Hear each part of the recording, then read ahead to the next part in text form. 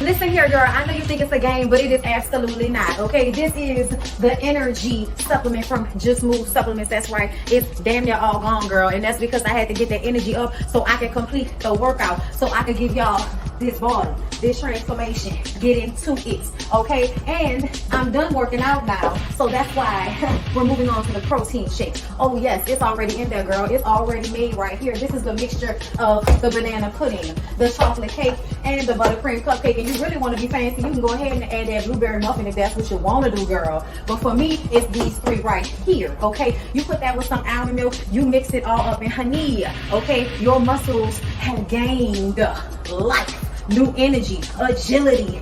Get into it, okay? Just Move Supplements. Thank you very much. Hold up, Chief. Okay, don't forget about that TLC NutriBurst to get that multivitamin powder, because we all need a little extra. And child, if you want that sea moss that go down smooth, don't come up rough, okay? Get into the TLC Nautica sea moss. Yes, get that from me. And child, if your stomach hurt and you need to move some things around so you can be free, okay, go ahead and get that ISO tea down below in the description box. Get it all from me. Come on in, come on in, come on in, not on in, not come. Sorry, y'all know I'm weird, whatever. Hey everybody, what's up? It's your girl BondyBlue. So let's go ahead.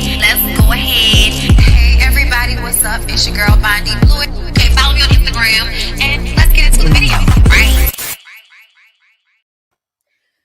Girl, when I tell y'all I didn't know if I was gonna make it, okay, never would have made it. If it wasn't for the coffee, love, if it wasn't for the coffee, I wouldn't have made it to y'all for this second round. Hey everybody. Hey y'all, I'm happy to be back, okay? If you didn't know, I am returning from vacation, okay? It was me and my husband's 5th year anniversary. We had a tumultuous trip. If you're in my Discord, then you know. I am going to be disabling Discord at some point though, just because I feel like there are people playing with me, and that's why I like the website better, because y'all can't just play with me on the website. So I'm gonna have to figure out how we can connect these things. I'm gonna have to get on the line with somebody, but it's too hard to pay attention to who playing with me in the Discord. You know what I'm saying? Because y'all come and y'all don't pay. And y'all paying and y'all get out and y'all still be in the Discord taking advantage. Okay? So we're going to have to figure that out. But we're going to do it soon. So yeah, we're going to be back on the forum since I'm back in the States. And it's easier to do things on, it was just easier to do things on Discord. So I might just disable my shit and see if I can clean it out and then start fresh. But the link will only be given to people that are in the forum. And then like, I'm gonna have to do some type of checks and balances, girl.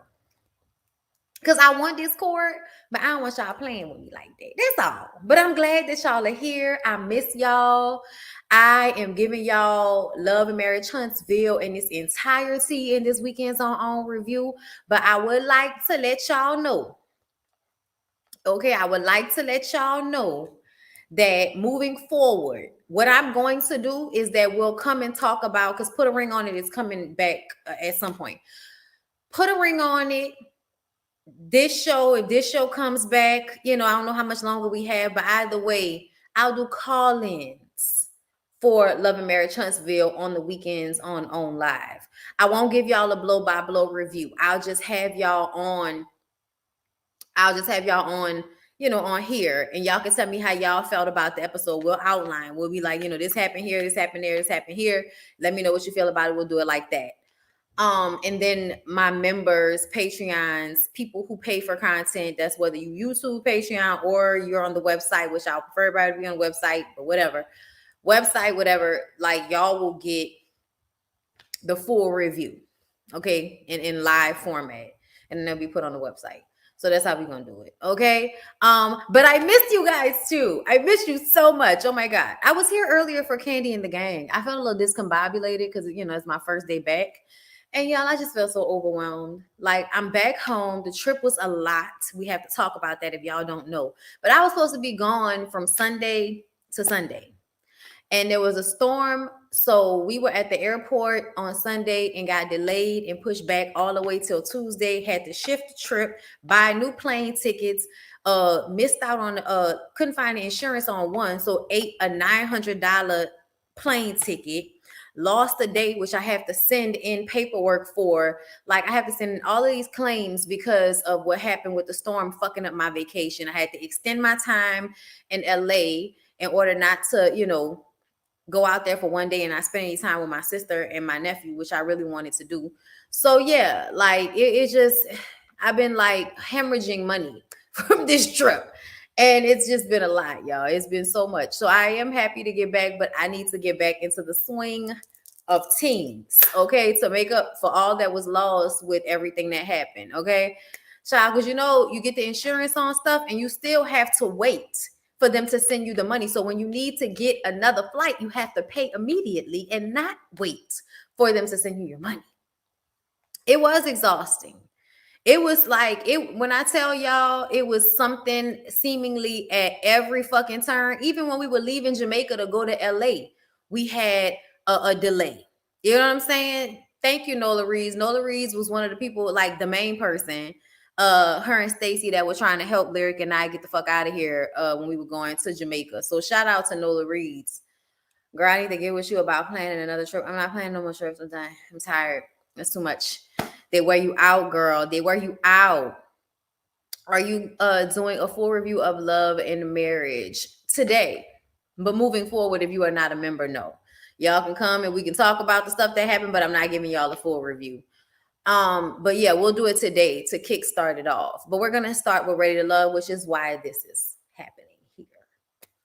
Okay, I appreciate you, love. All right, y'all. What's going on, D? What's going on? I see y'all. Charnel, Keisha, Britt, Shantia, Zodiac. Okay, Nola Reese. Who else is in the room? Bar Meets World. Hey, Saki. Long time no see, love. How you been? Aubrey, Danielle, Queens of Vanity, Marlo B. So Yana, do y'all hear the weather? Sheila G. Thank you so much, Sheila. You always show so much love. Danielle, Sub Honey, Jamie Carter.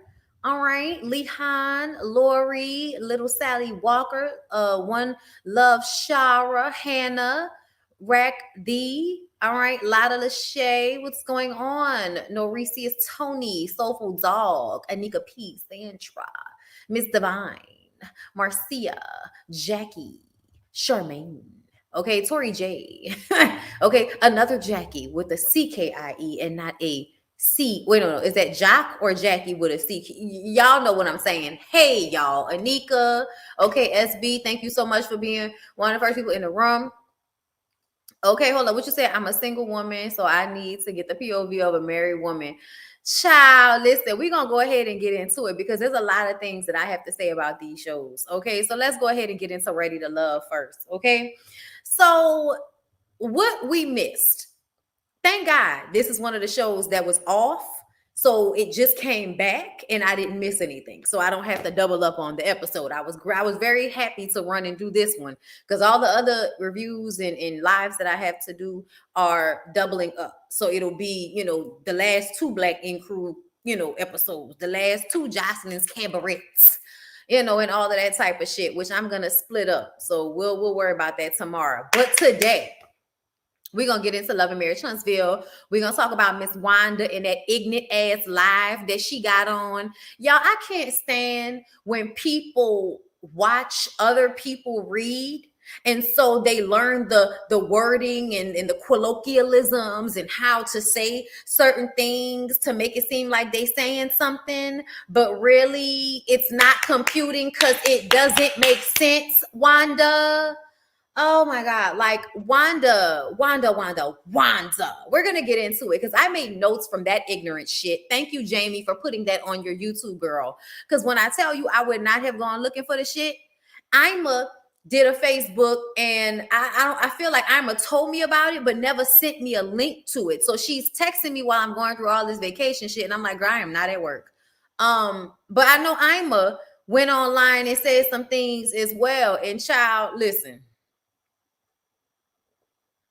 When I have more information about what Miss Ima said, then I can give y'all context. But I met Ima when I went to, to visit Mel and everything. So we'll talk about that. Thank you so much, Miss Chocolate Ziva, for the super chat. I know you're a busy friend, but I really hope you squeeze in Bad Boys at some point. The rash is crazy. I've watched most of the first episode, and Darrell was on my flight back home. Like, Lyric getting the bag, like, look. And I was like, I already saw him. You could tell that was him from him standing. Because the way he's standing, he real afflicted. Like, angry gay men. Angry gay men look like they always like ready for a fight. So like the positioning of the feet is like one leg is over here and one leg right here, and I'm leaning and I'm mad. And he was sitting on his phone at the baggage claim, and it was just like, and like, do y'all see me rocking? Like, this is what he was doing at the airport, bitch. He was just standing like, and I was like, I was gonna ask him why you beat up them white boys like that. What you did? What did them white boys do to you besides appropriate?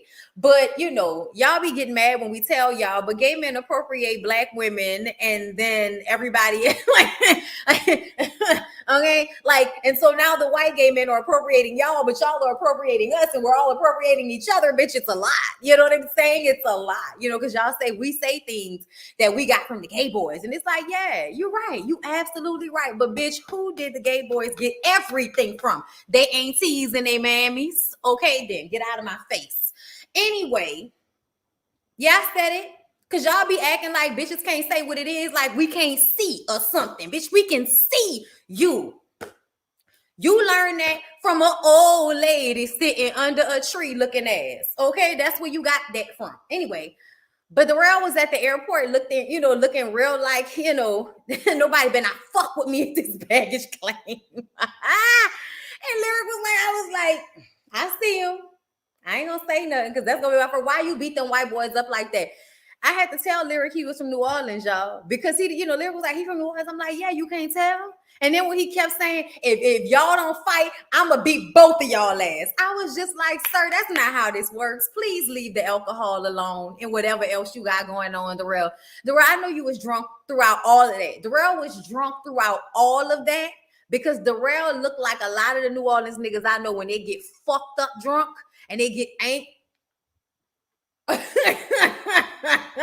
That nigga crazy, that nigga alcoholic. We'll talk about it in another episode, girl, because that's not what we here for today. This weekend's on OWN.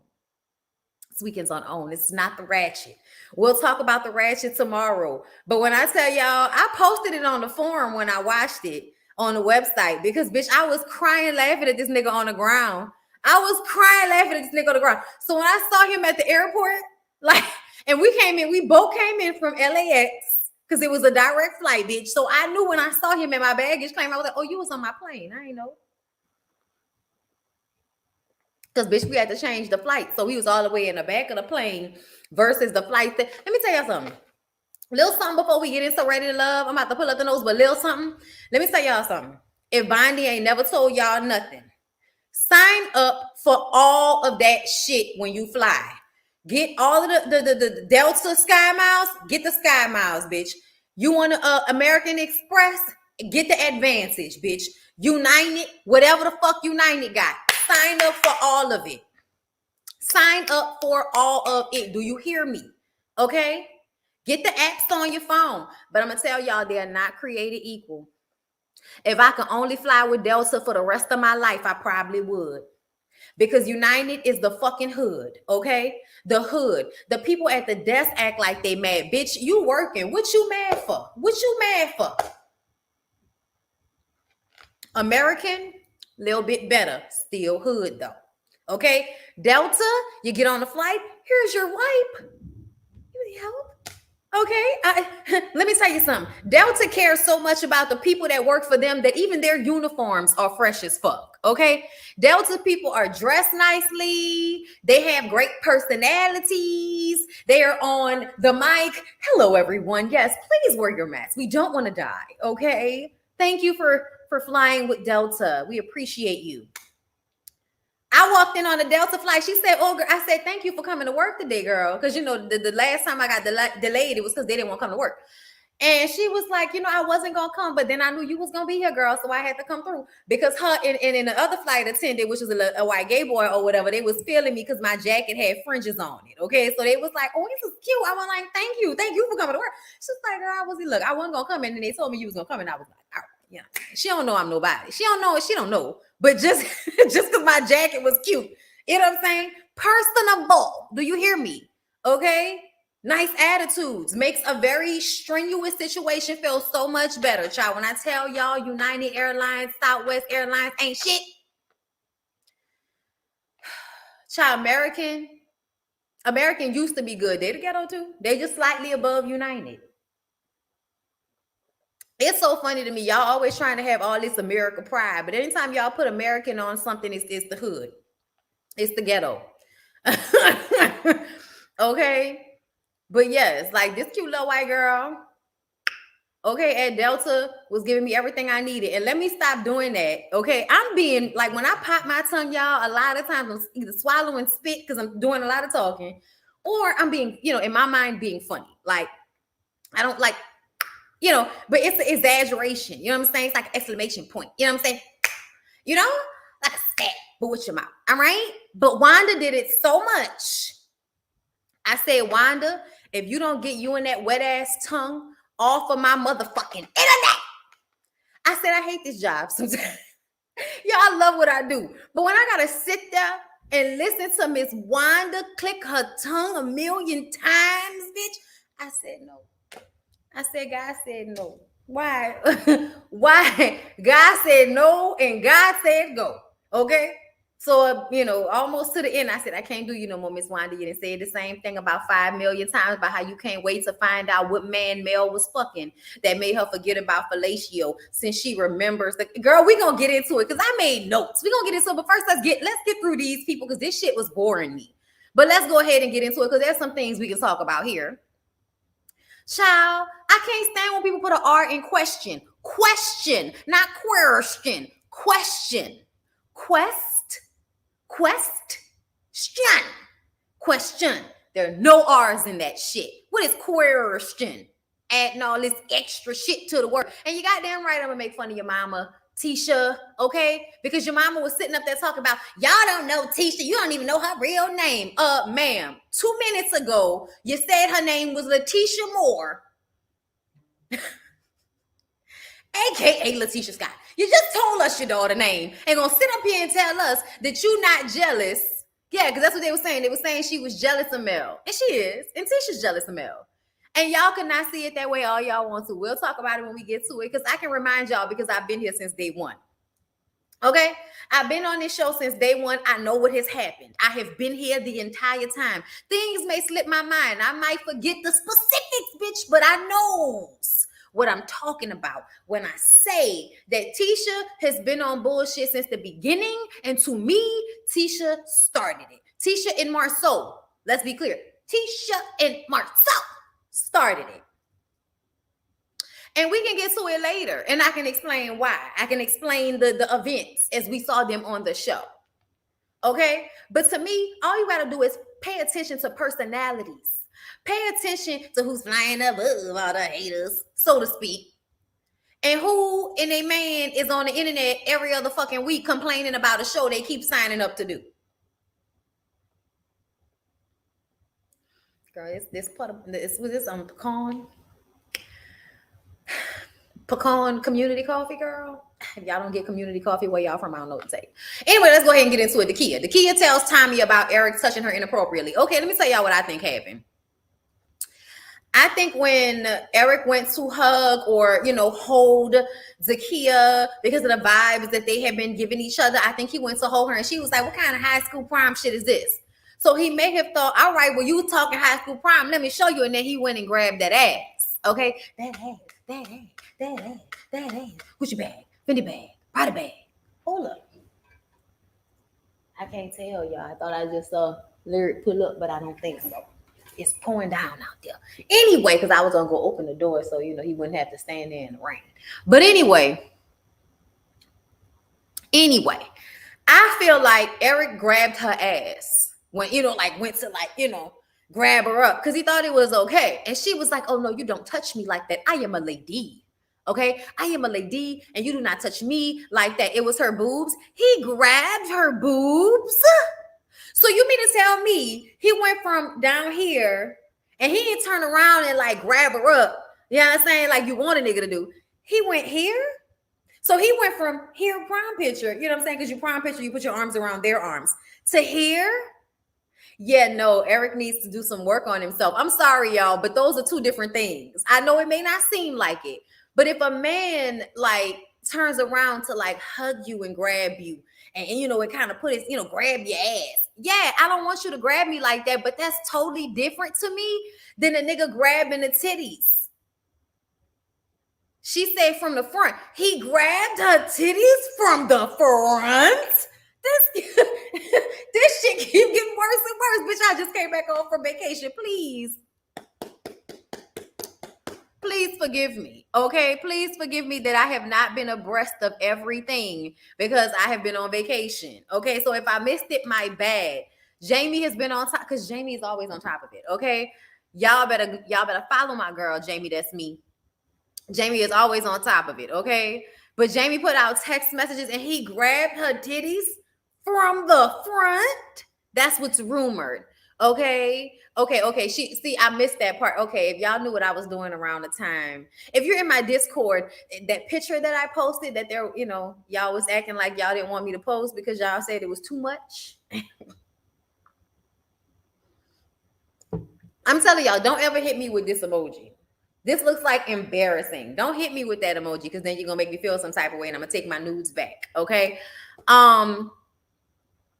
But it was classy, it was tasteful, it was just pretty.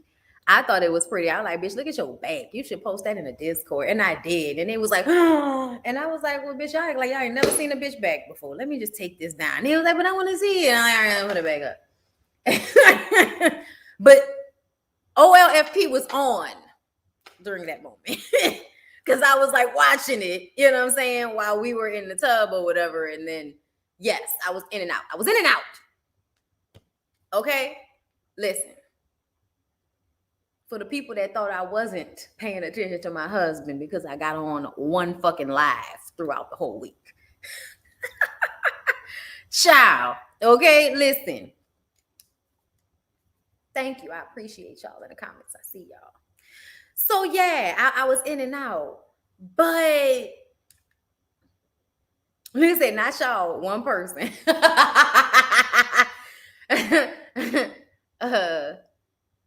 Bruh, if you don't fix this site so I can't get in. What you talking about? The Discord is different. You have to get a link to the Discord.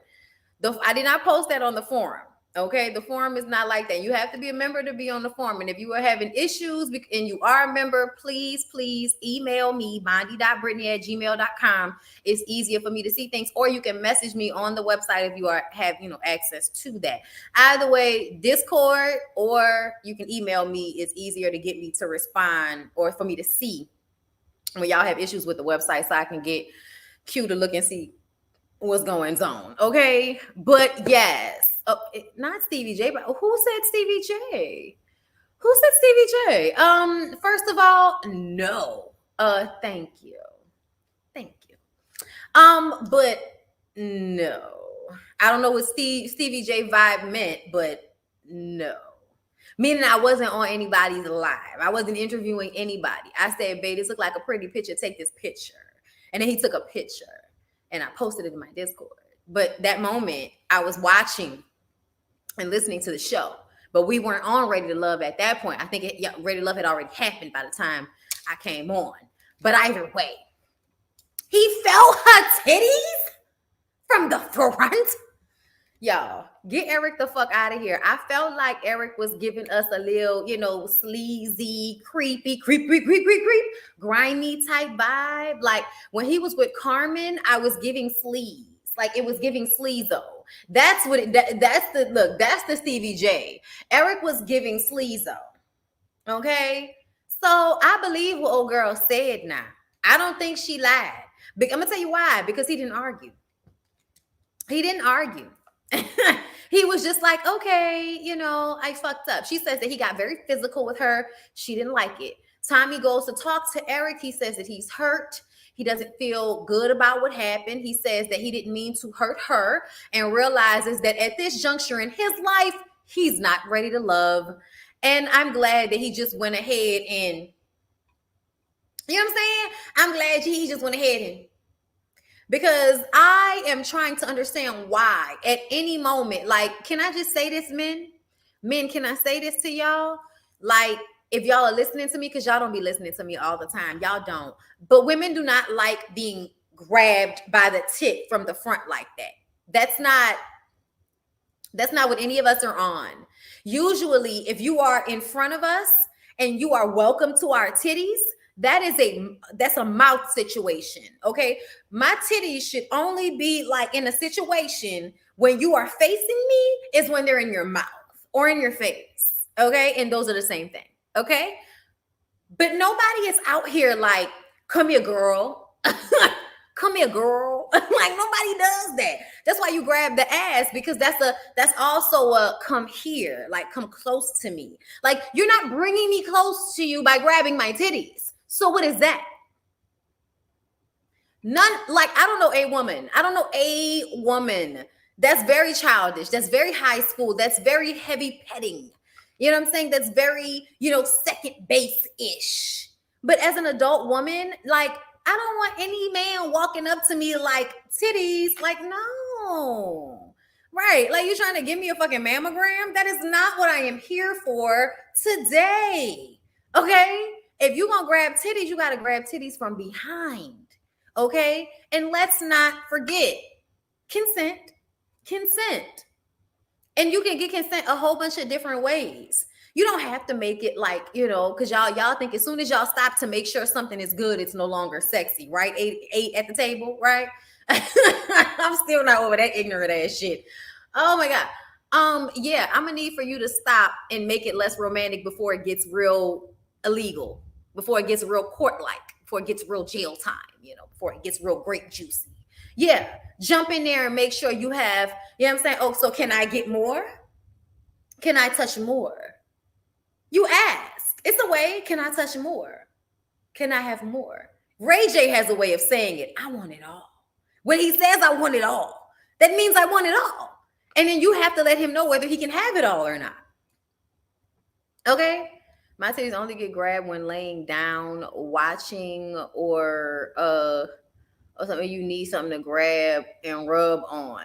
But like, you're in something, right? You're not just like standing there taking a picture like, I'm gonna grab your titties. Like, no, like, nobody's like standing grabbing a picture, taking a picture grabbing titties.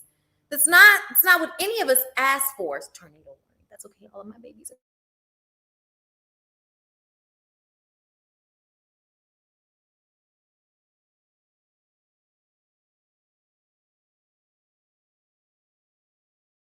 Y'all let me know if y'all can hear me, because the bars are going down. Bars going down, bars going down, bars going down, down, down. Okay. She not even the one who told. Other people saw it because they were all out. She gave him undeserved grace and he went straight to insults. When did he insult her? Oh, I know in them text messages he was saying stuff, right? I did hear a little bit of it. Exactly. I agree with you 100%. It's a whole mouth situation. Thank you. Okay. Thank you, Raphael. Thank you. But yes, you guys, I was just like, what's happening? Like, what's going on here? But he went ahead and bowed out. I also felt like Tommy let him off the hook. I feel like someone saying they're not ready to love does not mean they deserve a pat on the back. It just means they want to get out of a situation where they can make themselves look worse. That's what it looks like to me. So all of the, it takes a special type of man to admit that, you're just not ready for that. Nah, nigga. Nah. I'm not giving that up. I'm sorry. I have no patience for you. I'm not doing it with you. Okay. So this episode, the women introduce their exes to their next ex. Okay. Come on now. Joy, her ex Sean meets Laverne and Clifton. Laverne is on bullshit. Laverne is handling all these dates like fake as fuck. He doesn't really care. He's not genuine about Joy. He's not genuine about Ace, but he is coming on here to do the, hey, vote for me. He's here for that. Vote for me. Tell her me. Say Laverne, okay? Don't say Clifton. Say Laverne. Nigga, I don't know you. Can we act like adults right now? Like Laverne was acting like a child. It was very immature the way he was coming off, the energy of, this is all for play. I'm acting. Like that's the vibe that Laverne was giving throughout the episode whenever he was meeting with someone's ex. Clifton might have came off a little too harsh, but Clifton was coming off like somebody that is genuinely annoyed by having to sit down with a woman that they're very fond of and her ex-old man. So Clifton, and honestly, I feel like Clifton didn't want to sit down with Laverne's ass neither. I also feel like Laverne presses some of the other dudes when he feels like it, or gets a little, little snappy with them. But with Clifton, it's a total hee ha over here. You don't give him none of that energy that you gave Demetrius. None of that energy that you gave child, even that you gave Sabrina. But yeah, y'all, I was just kind of looking at him like, oh, here you go. Okay. But yeah, so Clifton thought he was about to spend some time alone with Joy, and to come here and see Laverne and her ex-old man, Clifton was not happy about it at all. But he engaged in a real honest way. Sean, I felt like Sean might have been coming off strong because it seemed like, oh shit, I'm nervous. I don't know what's going to happen. Clifton came in on fucked up energy, and Sean is like, nigga, I'm ready for that fucked up energy if you think I'm not. Like, I don't know what that was about, but I appreciated the fact that Sean did not let Clifton skate. He wasn't taking Laverne seriously, so fuck him. But Clifton, no, this is the one you're really interested in, right? Okay, so have you done work on yourself? Because you're coming at me with this angst because I'm somebody she was with prior. So it's coming off like jealousy. Clifton admits that he has got to do more work on himself. He is trying to work on himself. But there is a side of Clifton that is scary to me, and that was exhibited this episode. There are men that is charming and great and safe as you feel with them, they can also make you feel just as unsettled. I'm not going to say scared, but I'm going to say unsettled.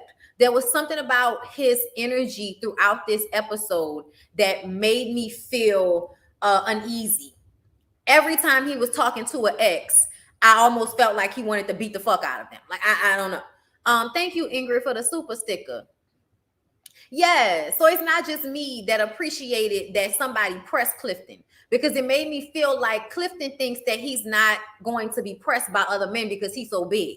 And it's like, no, some of these other niggas will press you. They don't care. Panini. Clifton is defensive because he knows he can be seen for BS by other men. Come on now. For being a hoe. Okay? For being a hoe. Because that's what he is. Anyway, so yeah, I like the fact that Sean says, I don't want it to feel like you're holding Joy responsible for things that happened in your past. Okay. And he basically tells Joy that Clifton is your guy, but he's a risk. And she's like, Clifton is the one that's going to walk to that ledge with me. And I'm just kind of like, okay, girl. Okay. I don't feel safe. Something in me felt uneasy as fuck. And I just want to know what y'all personalities are going to look like when the cameras are gone.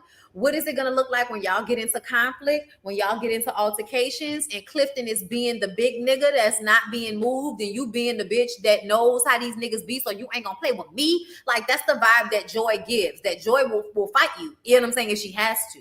I don't mean physically, but I mean, you're not going to punk her. You will only manipulate Joy as much as Joy allows you to manipulate her. And there's a part of me that feels like Joy is allowing Clifton to low-key manipulate her. And it's not that I don't think that, he's being genuine with her, but it's that I see something inside of him that just feels like when he gets mad, I need to see what that looks like. Because if you can't control yourself, nobody wants to be around a nigga that big when they're like at that level. No. Yeah, they've been hunching. They've been hunching. And then the way he was filling up on Dakia, that was another reason why I was like, why you got all this like real jealous, angry energy about meeting the exes when y'all are already in a process of dating other people while dating each other. I really think that people need to let go of this whole ownership thing that y'all do. As soon as you like somebody, it's like you own them.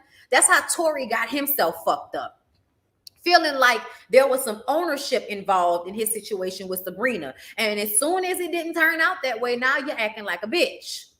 We're gonna get into it. I'm sorry, but that's what you was doing, sir. Okay, like don't act like a bitch. I won't say. Carmen's ex meets Paul and Donovan. Girl, Donovan is for Sabrina and Paul ain't for nobody. Paul sitting up there talking about I want her to be my girlfriend, then my fiance, and then my wife forever. Paul, I think everybody thinks that you present yourself like you have your shit together, but once you start peeling back the layers, they'll find you don't have your shit together and you actually are quite insecure. Let me tell you something. Carmen's ex was giving me everything. He was a silver fox. He looked like he, got good job. You know what I'm saying? Take nice vacations. You know what I'm saying? Look like he signed up for all of the frequent flyer miles that he can get. He travels. He does work. He's in a suit. His legs are crossed. His hair is soft. I felt like Carmen's ex, I liked his energy. I don't know why, but there was something about him that reminded me of, some of the successful men that I grew up around. And I kind of appreciated his energy. And him clocking the fact that a man has to be secure in order to be with Carmen, because Carmen is always working around men who are famous and really good looking. Okay. I forgot what they say Carmen does. Is she in real estate and a lot of her clients are celebrity clients? I can't remember, but Carmen acts like a real estate agent. No disrespect, but some of y'all very much are used to using your sex appeal in your job and you lead with that in one way or another. And I think Carmen, not everybody, y'all, please be clear, not everybody, but definitely the women who are in that sector of real estate use that sex. Listen, Carmen's ex was hired. Okay. She works for the NBA. Okay. All right. Still, it's the same type of vibe. Am I tripping? Is she an agent or something? I don't know. Carmen's still sexing her ex occasionally. They holding hands and she wore that dress for him. Girl, Carmen fucking everybody she want to fuck. I don't begrudge her that, but I also don't like her competitive energy with other women. I think it devalues who she sees herself as. I'm just saying, any woman that's really confident in herself is looking at other women like, all right, bitch, you know what I'm saying? You better do it. When you know you look good, it's okay for you to see other women looking good because you just feel like, oh, all right, you better be in a room full of bad bitches. Like, that's, when we went to the Smoking Grooves Fest, there were so many beautiful Black women out there, like styled down, hair, just giving in all of these various different types of ways. It was definitely the vibe that I like. You know what I'm saying? So when I was out there, I was like, listen, this is cute. And it was because there were so many beautiful women around me. So, to take me being bisexual out of it, at the end of the day, like, I just like seeing other Black women. Anytime I want to, you know what I'm saying? I like that. I like to see when we be looking good. So to me, I feel like Carmen, like her energy is fucked up. You're not as secure in yourself as you think you are, which is probably why you lead with your titties and your pussy all the time, because you feel like that's the only way you can really compete. Thank you, Ingrid, for the super sticker. I don't want to be a hater. You have to make a decision not to be a hater. You have to make a decision, okay? Like, you can't just be out here, like, because everybody sees some, and you see a beautiful woman and you're like checking yourself and shit. Okay, am I straight? Okay, I'm straight too. She's straight. We're straight together. Okay. You go through that, but you just have to check yourself and remind yourself that it's okay for you to sometimes feel like that, but you've got to break out of that in your mind and realize, no, I'm that bitch too, and she's that bitch too. and that girl over there, she's that bitch, not the one that's standing next to her, because I don't know what she got on, but the girl behind her, yes. her, and her, all of them are great. Okay, like, you have to feel like that when you're around other Black women, because we get hated on and fucked over so much. I feel like you don't really love yourself as a Black woman if you can't champion another Black woman for being amazing. Like, you don't really love yourself. And that's how I feel about Carmen. She needs to do some work on herself, because the way she presents herself tells me that there are things. And I know she has a kid. So that's why I'm like, so what's your What's your daughter like? Which I mean, not daughter, son. Like, what's that like? What's that like? How the kids feel? I did notice that she was flirting with that ex, and it seemed as if there was still some energy, but it doesn't matter because we know she's not really about to be with Donovan or Paul. It's a waste of time. Ace has Laverne and Tori meet her ex. Her ex was cute as fuck. I don't normally go, lighter than my own complexion for a plethora, not a plethora, only like one or two reasons. In New Orleans, a lot of you niggas is crazy. And two, y'all think y'all prettier than me if y'all are a few shades lighter than me. And I can't do that with you guys. You're a man, you're not prettier than me. I don't care. But Ace XO man was cute. He was cute. I love this energy. He had his locks, twisted and wrapped up, all cute. He had like this nice, like, baseball jersey on, I think. But his energy was like, so where you going after this? You know what I'm saying? He was just real cute. And I was just like, girl, you sure you don't listen? I don't know what y'all relationship was like, but he was nice looking. Okay. And so basically, he says that when they were together, Ace was an alpha. So seeing Ace be kind of like soft voiced and submissive is just like, I guess it's different from how he experienced her being younger than her. But basically, from what he surmised from Laverne and Tori is that if you want to be led, be with Laverne. If you want to lead, be with Tori. And I was just kind of like, the truth of the matter is, it's not that simple. I understand that, as a man, this is how y'all feel when men come off like they are assertive, direct. You think they're an alpha. Okay. I like the way that Tori was like, I don't like to think about it in terms of that. I like to think about it as two people, reciprocating, give and take. I appreciated that, Tori, but you also have bitch ass nigga tendencies that we gonna get into in a minute. But I appreciated you for saying that because that was very much the truth of the matter, that this should be more about reciprocating, and Ace should be able to find a man that will let her lead on certain things, and then she will allow that man to lead on certain things, because that is what honestly make most sense. To me, when y'all want to relinquish all of your power to another person, that's stupid. I know y'all think that that's the way, but I think they've been setting women up to be stupid for years, because you give somebody all of the power and they take too many advantages with you.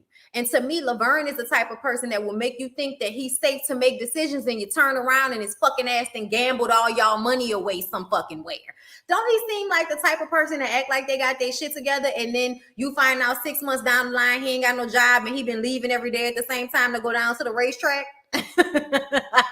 Okay, all of a sudden nigga got a problem you didn't know about, but you kind of saw signs of. That's why I said I don't like that be led shit, okay? Because ultimately I am a single individual. Where are you leading me to? The fuck is we know? We gonna hold hands and walk together, nigga. Okay? Thank you for the super sticker, Dequasia. But yeah, y'all, and I want y'all to do y'all research on that whole alpha situation, because a lot of that shit is about being in captivity, not about being a free grown ass adult living your life expecting for somebody to reciprocate, and you give in the places that you are, you have strengths, you give your strengths, and then they give their strengths, and hopefully those things match up with the weaknesses. That's the goal. Okay? Not a whole, I had to give you a whole scenario because that's what plays in my head. Tori's logic was great about leading. Tori's attitude overall is dumpster juice. Yes, absolutely. Okay. But Ace doesn't need to be with Laverne. Ace doesn't need to be with Tori. Boop, it's over. Sabrina's ex meets. Hold up. Did I have another super chat up here that I didn't read? Okay. Only Adrian, thank you for the super chat. Not only do we clap for each other, we give compliments like no other. Saying shit like, yes, dimples come through shoulders. You know what I'm saying? Girl, I live for it. Like, I love it. Like, I'm gonna just tell y'all the truth. When I see a fly ass black woman, I am always like, yes. The only negative feeling is like when you see them and you want to say how nice they look, but they looking like, bitch, don't tell me I look good. Y'all know, bitch, what you looking at? Yo, cute ass outfit. Calm down. Thank you, Amani, for the super chat. Ace X gives me fine struggling artists who can't do nothing but lay good D and still want to see what he doing. I still want to see what he doing after this. Girl, you ain't never lie. Ace probably wanted to see what he was doing after this as well and decided that she wanted a man that was going to be able to do more. Carmen isn't ready to love and she needs to go ASAP. Being a wolf in a pack, an animal is what Alpha is about. Yes, it is. But I believe that they also, when they did that original study, that those wolves were in captivity. They weren't even free wild wolves. Okay.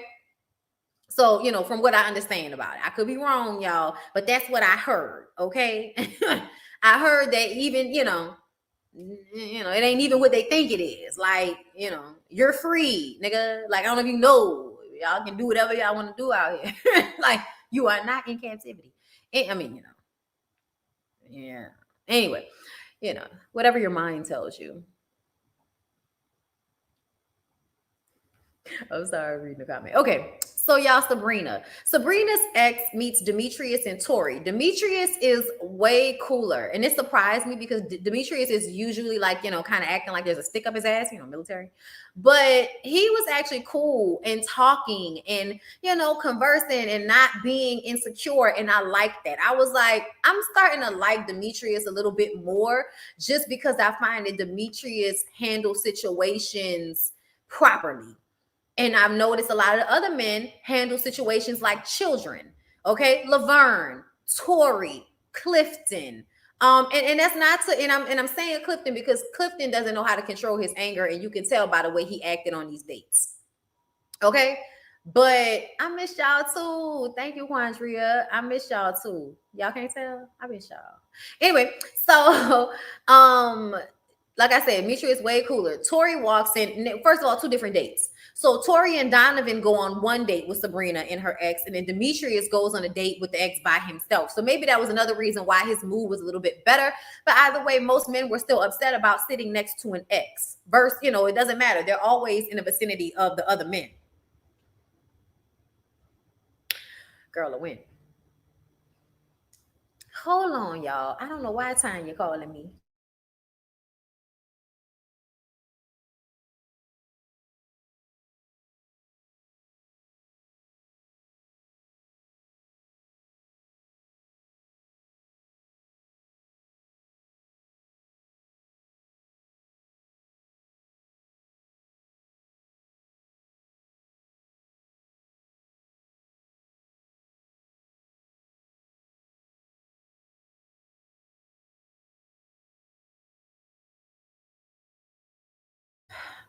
Apparently there's a tornado that's about to pass over me, and I'm just kind of like,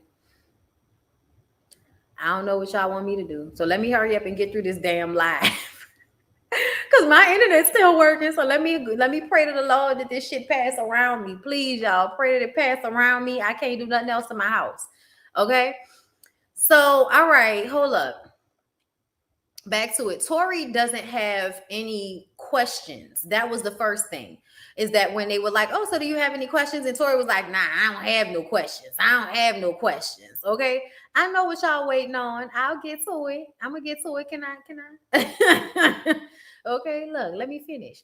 So, like I said, Tori doesn't have any questions. And when she asks her ex if he wants some water, Tori is like, oh, I love to see these sweet moments of hers, like insinuating that she is never sweet to him. And I was like, you need to take your childish ass home. I also don't like the way that he made it seem like she had so many connections. And it's like, so many connections. It's you, Demetrius, and Donovan. And it's not even really you like that. It's not even really you like that. Okay? Really? It's Demetrius and Donovan because you've taken yourself out of the running, because ever since she chose to kiss Demetrius on the cheek, you've been acting like a bitch. But then you went and tried to fuck on Precious to get back at her, right?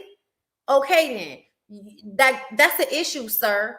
You should have handled that better. You are in a process where everybody's dating around, dating other people. Like that's what's happening on this show. So for you, and I can't stand that because all of the men, at some point throughout all of the seasons, there is a moment where the men have been being hoes the entire time, talking to several women. As soon as there is a woman that has more than two dudes behind her, then all of a sudden, how you got time for all these dudes? Like insinuating she's a hoe or something because she has more than just your dusty ass attention, right? Because she has more to choose from than just your dusty ass trying to ship kidneys and shit. Oh, immature ass nigga. Admit that when Donovan came into the picture, showing respect, acting like somebody with a good job, benefits, and sense, that you niggas clammed up and don't know how to act, and you really want to take yourself out of the running because you feel insecure. And we can tell. Y'all know what I can't stand? And this is what we're going to get into on Love and Marriage Huntsville. When I can obviously see somebody on bullshit and they think that they're like pulling a wool over my eyes with semantics or not answering things directly or deflecting or like whatever the fuck you think you're accomplishing. Most women know when you niggas are doing this. And we allow you the time and space because either we too tired to argue with you or we know we not about to really do nothing about it. So we let y'all mind fuck us and manipulate the situation and we let it go. But if you think that most women can't tell when y'all are only answering things in a certain way or when y'all are, when y'all are only acting like we know what you're doing. And Tori, you look butthurt and insecure as fuck. I don't know what you thought was going to come of you showing up on that date and acting like that, but you embarrassed yourself. Thank God. Thank God. You're not off, but it's a hurricane. It's a tornado. It's a storm of brewing, nigga. What do you mean you're not home? Oh my God. Anyway, let me press on, y'all. Okay, listen, I'm so mad. Talking in circles, yes, not answering questions, or when you say something direct to them, they bring up something else. You know what I mean? Why they not letting you off even though it's a tornado in this area? Like, what you supposed to do if a tornado comes? Stop. I don't like it. Anyway, nigga been at work for 8 hours already, more than 8 hours. So I'm mad that he's not coming home to stay. Didn't you go to work at 8 o'clock this morning? Oh, okay, we just started at 9. Whatever, I don't give a fuck. So, back to my show, y'all. Tori doesn't have any questions. Insinuations. Now Donovan came strong and confident. Demetrius learned Sabrina. This is the thing that bothered me about Demetrius. Demetrius learned Sabrina likes being included on decision making, and he was like, I don't know how I feel about that because I'm not used to having to, answer to somebody. And I understand because you're a single man that you would feel that way. But I also feel like, so that reminds me of when your homeboy, or I forget who it was, but somebody was like, oh, he needs a woman that's going to be submissive. Wasn't that Demetrius people that said that? Oh, tell me if I'm wrong. But I feel like it was Demetrius people that said, oh, he needs somebody that's this, submissive. And I was like, I don't know what the fuck that's supposed to mean in 2022, but I'm tired of y'all. I don't know what that's supposed to mean in 2022, but I am tired of y'all. Okay. Like she's not supposed to be a whole person or some shit like that. Anyway, Donovan is for Sabrina. That's what I see. I see Donovan and Sabrina being the real connection. Thank you, little Sally Walker, for the super chat. They said Tori shut down his egg earlier because he went on the production rant about how he looked backlash shitty. You did it to yourself, my nigga, my nerve, my jelly preserve. You did it to yourself, okay? If you want to be mad at somebody, be mad at yourself because you did it to yourself. If you were that upset with Sabrina that you were going to show up and act like that, you should have never went on that date. Period, point blank. It would have been better than you sitting there acting like an asshole, acting as if you were unbothered when you were obviously super duper duper fucking bothered. You were bothered, sir. I don't want to hear it. You are bothered. Okay? Anyway, Donovan admits that he would choose Sabrina. And I said, y'all need to just walk off into the sunset together. Y'all are beautiful. Just go ahead and leave together. That's how y'all know Laverne was on bullshit. We're going to get to it anyway. Christina, because that's Tina's real name. Christina. Christina's ex. Oh wait, no, I don't want to skip Clifton meeting with Dakia's ex. They talk about getting married again, and Clifton said it's blood in, blood out. That was another moment that scared me.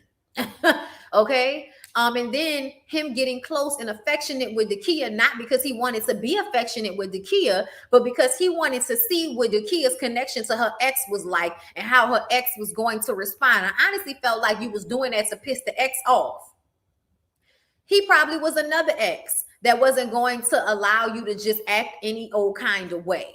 And you decided that you wanted to be extra affectionate with her to make him mad. Either way, I did not like that. I did not, right. I didn't like that blood in, blood out shit that he said. It was just a lot of things, his energy during these days that made me feel like Clifton is not as safe as he appears to be. And that's just that on that. Okay. Christina going on her date with the ex and Demetrius and Paul, which surprised Paul for Demetrius to be there.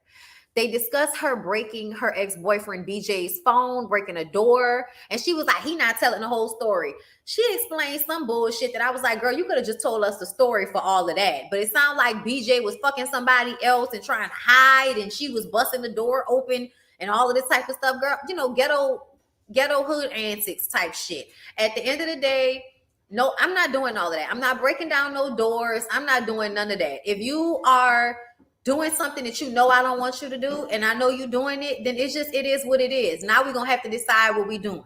Either I'm not going to be with you or I'm going to forgive you. Most women need to just understand that and stop with all this extra shit that y'all like to do. I get it. You mad, but you're only going to do one or two things. You're going to scream and holler, fuck him and forgive him, or you're going to just let his ass go and resign that he ain't the one for you.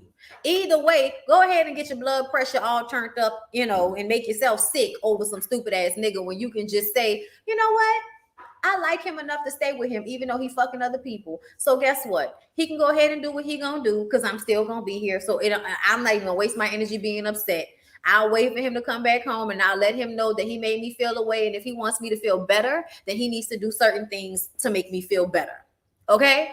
But if I don't want to be with somebody that's cheating on me and I'm really, really upset about it and I don't want to go through this, then I'm going to leave him. And I'm not even going to break down a door or break a phone or none of that stupid shit. Okay? How old is Tina? Because she look older, but they sound like young bitch antics. Okay?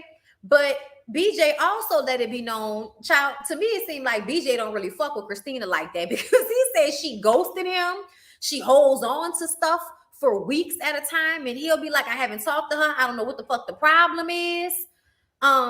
Okay, he says if Tina is 31, she dated her ex back 03, 04. Wouldn't that be like high school boyfriend? Does he even count? Yes, I didn't even realize it was that far back. I thought this was a more recent relationship. I didn't hear that they were together in 03, 04 because I would have told you that don't count. Who's the most recent nigga in your adult life? Who were you with in your 20s? This was probably the only person that wanted to come through. And it was probably because he's always felt some type of way about the way she ghosted him. So he wanted to come on the show so he can let everybody know that Christina wasn't shit. Okay, that's the vibe that it's giving now that I understand that. But he does say that Demetrius is closed off and Paul is more Christina's type, which I felt like was shade. You know, because you left me for that old ass nigga. So you probably, they was in high school and she ghosted him for some old ass Robert Kelly looking ass nigga, which is why he on here mad today talking about, yeah, that old ass nigga that look like R. Kelly, that look like your type. That look like your type.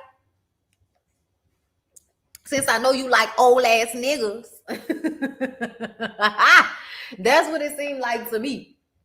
Babe, why it seemed like ever since you pulled up the wind stop, it was blowing like a motherfucker a minute ago. That bitch was rocking the truck. Yeah. I'm gonna take a little break, right? Shit. That first tornado one, I ignored that picture. And the second one came through. I was like, you know what? Yeah. You know, I got some crawfish. You I see that. They good. They good. They good. They are good. Yeah. And they were $3.89 a pound. So. It wasn't good just because we ain't having it in a while. No, go taste one. But anyway, I'm sorry. There's a tornado around us, and I just, wanted to let Lyric know he brought calm when he came home. Look, here she come. Here she come. Now she won't come downstairs. I thought she was still Y'all hood know our rat. dogs miss us. I thought she was still hood rat. Nah, she been Yeah, on. honey, baby. Anyway, y'all. So Yeah. miss my dogs, y'all. Yeah. Man, I miss my dogs. Man, my dog. Come on. So y'all, the women meet up. Yeah. The women meet up, and Laverne is on most of the women's bottoms, as we knew, and so is Demetrius, and so is Tori, especially for Joy. She says Tori has been gone ever since Sabrina kissed Demetrius. And you know, Sabrina was like, he kissed Precious to get back at me, so he all right. Okay, fuck that nigga. He all right. Then they go to meet with who going home, right? So Sabrina meets with Laverne. He doesn't hug her. He elbows past her because he knows that he's about to get sent home, and he believes that it's a plan that they had set up. Okay, Sabrina never liked him, and so her, Carmen, and Christina got together last week to plan to kick Laverne off to fuck up he and Ace's relationship. Here's my question, Laverne. You was talking that shit about leaving with Ace. Why would anything they do really fully affect the relationship that you have with Ace? You sounded crazy. This is what I was talking about with Laverne when I told y'all there was a switch somewhere before we had seen it. Now we've seen the switch. But now we've seen the crazy that doesn't make sense. Okay? Now we've seen it. Because what are you even talking about? I love that Sabrina was like, he was a non-motherfucking factor my entire process. He is so mad because he wanted Sabrina and she did not want him from the very beginning. Okay? And I just kind of feel like, Laverne, you're not ready to love. I also don't like the way Barack is okay. He's right here. He's limping around, but he's good. I didn't like the way that I'm sorry, y'all. That kind of distracted me. I did not like the way Laverne did anything. Honestly, I forgot what I'm about to say, but I don't like the way he talked to her in no way, shape, or form. Like, none of it was cool. You was really holding on to the fact that that girl didn't like you like that. That was so bitch made. I didn't like any of that. Laverne thinks he's God's gift. I don't know why he thinks that. Oh Lord. Y'all, I hope the internet don't go out. Let me hurry up and finish. I don't know why he would think that, because that's not what it's giving at all. Dakia met with Tori. She knows he wants a real connection, and they know that he's ready to love. So they didn't send Tori home, even though they should have. I feel like both of them niggas should have went home. Laverne should have went home, and so should Tori. They both had bitch ass tendencies. Even though Tori said he was going to learn from this situation, the way he responded to Sabrina and everything makes me feel like, no, dude, you need to do something with yourself, okay? You need to do something with your life, okay? Kimmy, your light's flickering right now too, okay? It's not just me. All right, y'all, but that was Ready to Love, okay? That's everything I had to say about it, okay? Hold up, where is it? Where is it? Because I added it in here somewhere. Really, Barack? Really? Like, if y'all knew how... Oh, y'all seen it? Listen, I don't want to have to end this live. I'm looking for there it is. Okay, I knew I had put it in here and saved it. Okay, y'all. No, it's not. Okay, my lights are flickering a little bit, but the internet still looks good. Y'all still hearing me and seeing me clearly? And we can go ahead and move on into Love and Marriage Huntsville, because I know that's what y'all waiting on. Y'all comment and let me know that y'all can hear me and see me clearly, and like the video.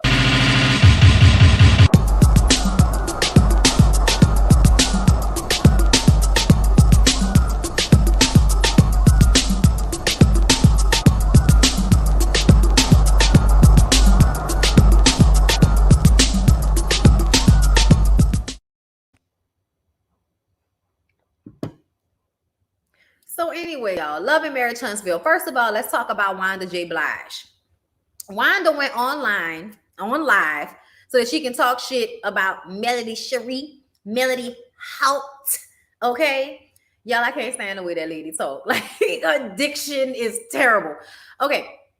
Wanda went online about Mel and Kimmy, talking about Tisha. I don't like y'all talking about my daughter on that show. Y'all sit down, y'all talking about my daughter. Okay? Mel made somebody else her storyline for 4 or 5 years. Okay, you made the girl the co-star girl, your storyline against her will. I'm like, Wanda, I can't stand old bitches like you. And that's like, I'm sorry. Like I have to call it what it is, because you really are a young-minded older woman. Really. And it's sad. It's really sad when I come into contact with some of y'all. Y'all make me sad, because it's like, oh wow, your years on this earth has really not afforded you much wisdom up here, huh? And it has nothing to do with her diction. It has nothing to do with the way she speaks. It has more so to do with her fucking mentality, Tisha. Because you're going to take it and make it seem like because y'all are from wherever y'all are from and y'all don't have whatever education that y'all have, then people are just talking down on y'all and everybody's just a bad person and everything's happening to y'all. But this is your mama getting her ignorant ass online and saying everything that the side chick that you were upset about was saying. Your mom is online confirming the things that Ariane said, talking about making somebody her storyline. We know that that's what Ariane has been saying constantly, that y'all made her y'all storyline. And it's like, girl, I hate when y'all say that, because we keep trying to let y'all know that Ariane is not, like, that's why we call her coleslaw. She's the side chick, because it's not about you. It's not about you as a person. It's not about your beauty. It's not about what you bring to the table. It's not about your pussy. It's not about nothing about you. It's about the fact that that man cheated on his wife. That is what this is about. And you can say what you will, Miss Wanda, but Melody is not to be like fucked with when it comes to certain things. And you acting like anything you were saying made sense was ridiculous. Tisha is absolutely jealous of Mel. And nobody cares how many people-pleasing bitch-ass friends that Tisha has, okay? Anybody that's friends with Tisha, it is one of two things. Either they have that same like-minded, fucked up mentality that you and her have, or she's somebody that they can use. Like her husband uses her, like you use her, Wanda. Or like y'all all use Mel. Because let's be very clear, everybody is getting their star shined and pressed because Mel has decided to be on a reality show with her husband talking about, Mel made Ariane her storyline. When? If the bitch name ain't never came out her mouth, it was never about the girl. It was always about her and her husband and what her husband did. So I want y'all to understand that from where I am sitting right here, I know y'all gonna think, oh, it's because you like Mel, because you and Mel cool. I know y'all feel like that, but anybody that's been watching me know I call Mel out on her bullshit. And I know that Mel definitely took digs, smiled, laughed, kikied at the world and everybody questioning Marceau and Maurice being cheaters after everything that happened with Martell. She absolutely does. You are right. She is not a victim or anything like that in this situation. But what she is a woman that sat there and realized that her fucking friend knew her husband was cheating on her and never said a word to her. Never gave her the heads up. Never said, hey girl, you know when they went out of town, right? Tisha never gave Mel the heads up like a real friend. And let's start from the beginning of this shit, Miss Wanda. You want to start in the middle. You want to start in the middle talking about Martell was saying shit about Marceau because he got caught up. And then Mel want to say something about Tisha because she want them to be hot. Hey, it could definitely be a misery loves company situation, but it don't look like Mel is over there hoping for more misery. Somebody whose song is number 4 on iTunes and Apple today. Okay. Her second single to chart. Okay. Shout out to Mel. Second or third, child. I can't even remember at this point. But Mel is not living her life like somebody that's worried about other people like that. To me, it seems like all of y'all are more worried about her. And when I say that, I'm talking about Ariane, I'm talking about Wanda, I'm talking about Tisha. Now, like I said, let's start at the beginning. Tisha wanted Mel to help her figure out how to become a working mom in a way that was beneficial to her. Because Marceau did not want to let Tisha work. Marceau let Tisha get college degrees and not use them because he wanted her to be barefoot and pregnant in the fucking kitchen so he can be out there fucking on whoever he wanted to fuck on and taking trips to Africa by himself and all of that, right? That's what he wanted. Tisha didn't want that anymore. Tisha asked for Mel's help on how to do that. Mel took Tisha out, invited her to places with her, sat down and said, girl, I'm going to give you the blueprint on how you make your man help you. Now, anybody that has been married and has had to deal with like making it so that your husband understands his positioning, because sometimes in this day and age, husbands don't understand what their positioning needs to be exactly, especially if they come from households where mothers did the majority of the lifting. Yeah, daddy paid for shit, but mama did everything. Okay, so to me, when I am looking at this situation with Tisha and Marceau, Tisha asked Mel for help. Mel helped her. And then Tisha turned around, went to Kimmy and said, girl, can you believe that she was gonna tell me she gonna give me the blueprint? Girl, you asked her for advice and she gave it to you. And then you turned around and talked about her like a fucking dog. This was before the cheating shit even came out like that. This was before that, just to be clear, okay? This was before Tisha talked about the car that he bought for Ariane, the matching BMWs that they allegedly had. Y'all remember all that shit that she threw out on the table? Let me remind everybody that thinks that Mel is just over here being a bitch to Tisha for no reason. No. She was a real friend to her. And let's not forget about when the shit came out and Marceau and Tisha threw Martell and Mel an anniversary little party and they were all in that limo and they were laughing about the shit. Marceau and Tisha sitting there kikiing about these people's marriage falling apart, which is why when they got back together, Mel took the position of me and my husband against the world when she was pregnant.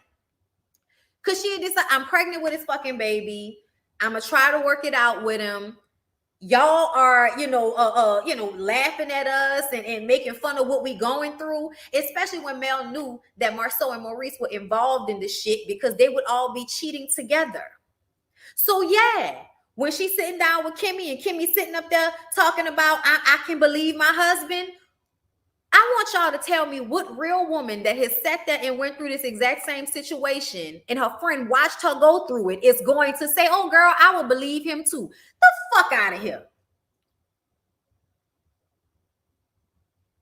Tisha has consistently done things to harm her relationship with Mel, to be clear. Then her mama on top of that. So back to Miss Wanda. Miss Wanda doesn't seem to know what enemy means. She thinks she knows what it means, but she doesn't. Miss Wanda, when she said that she was her enemy, what that means is I don't fuck with her. This was about Destiny having a conversation, venting her frustrations about Mel to somebody that Mel is not cool with at all. And then Destiny gonna talk about you just had her at your house. We taping a show. I'm sorry. We're taping a show. That's why she was at my house for Taco Tuesdays, bitch. Because we taping a show, which is why moving forward, as you can see, Mel ain't inviting y'all to shit. Because then y'all gonna turn around and act like, oh, I thought y'all wasn't cool, but you inviting them to shit. Okay, well, I won't invite them to shit no more, even though we're taping a show. I won't invite them. Okay? Because Destiny nor Tisha was invited to any of Mel's events in this upcoming season. Child, let me tell it. Okay? It was crazy to me the shit that she was saying, but it's them mamas that's ignorant as fuck that ignore all logic and they ignore everything that makes sense so that they can, bolster bullshit, so that they can act like somebody else is wrong. She is not your enemy. How can you say she's your enemy? She ain't never done nothing to you. She doesn't have to. My enemy just means my adversary. It means somebody that is anti-me. I'm anti-them. It doesn't mean that they've done some great grimy thing to me. It just means I don't fuck with them in a real way. Enough to feel like I don't need no friends like Destiny going to the bitch talking about me And I don't care what y'all talking about. I don't care what y'all talking about. You not gonna act like that was some shit you would have been okay with. Y'all not gonna act like that's some shit that y'all would have been okay with. You're just not. And are we really gonna, Miss Wanda? You really gonna act like you don't know production? Put them hoes in the hotel, and not hoes. Y'all know what I mean. Sorry, y'all. Back in New Orleans. Y'all really gonna sit up here and act like y'all don't think the producers put them in hotel rooms next to each other to make more mess happen? Because they did. That's why they probably put them right next to each other with hopes that they will run into each other, that they will overhear conversations after the reunion, before the reunion, whatever, and it will cause more issue for the upcoming season. Hello? That's what good producers do. They make it easy for mess to take place. Thank you, Sensibility Speaks. Both Marceau and Tisha wanted Mel and Hotel's former power couple life. Therein lies the problem. Been jealous, was very happy to see that their marriage was falling apart, because then that meant that, see, they not that good. We was jealous of them, and for what? They not that good. Look at them. Especially Marceau, because Marceau was constantly being compared to Martell's fine, I pick my kids up from school looking ass. Okay, let's not forget, before we found out about the cheating, Martell was the dad that worked, that picked up the kids, that cooked, that did hair when he needed to. And so he was constantly being compared to out of shape, I don't do shit but work, Marceau. If you think that Marceau and Tisha aren't walking around being jealous of what Mel and Martell had initially, you are sadly mistaken.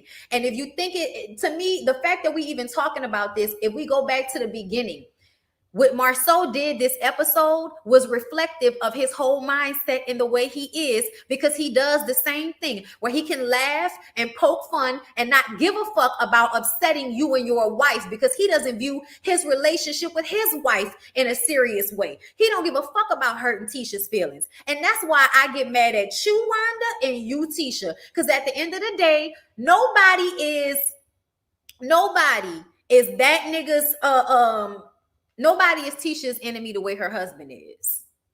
You can say what you want to. You want to get online and argue about Mel and all of that. You need to be online arguing with your fucking daughter about leaving that man because he don't show her no real love or affection, which is obvious.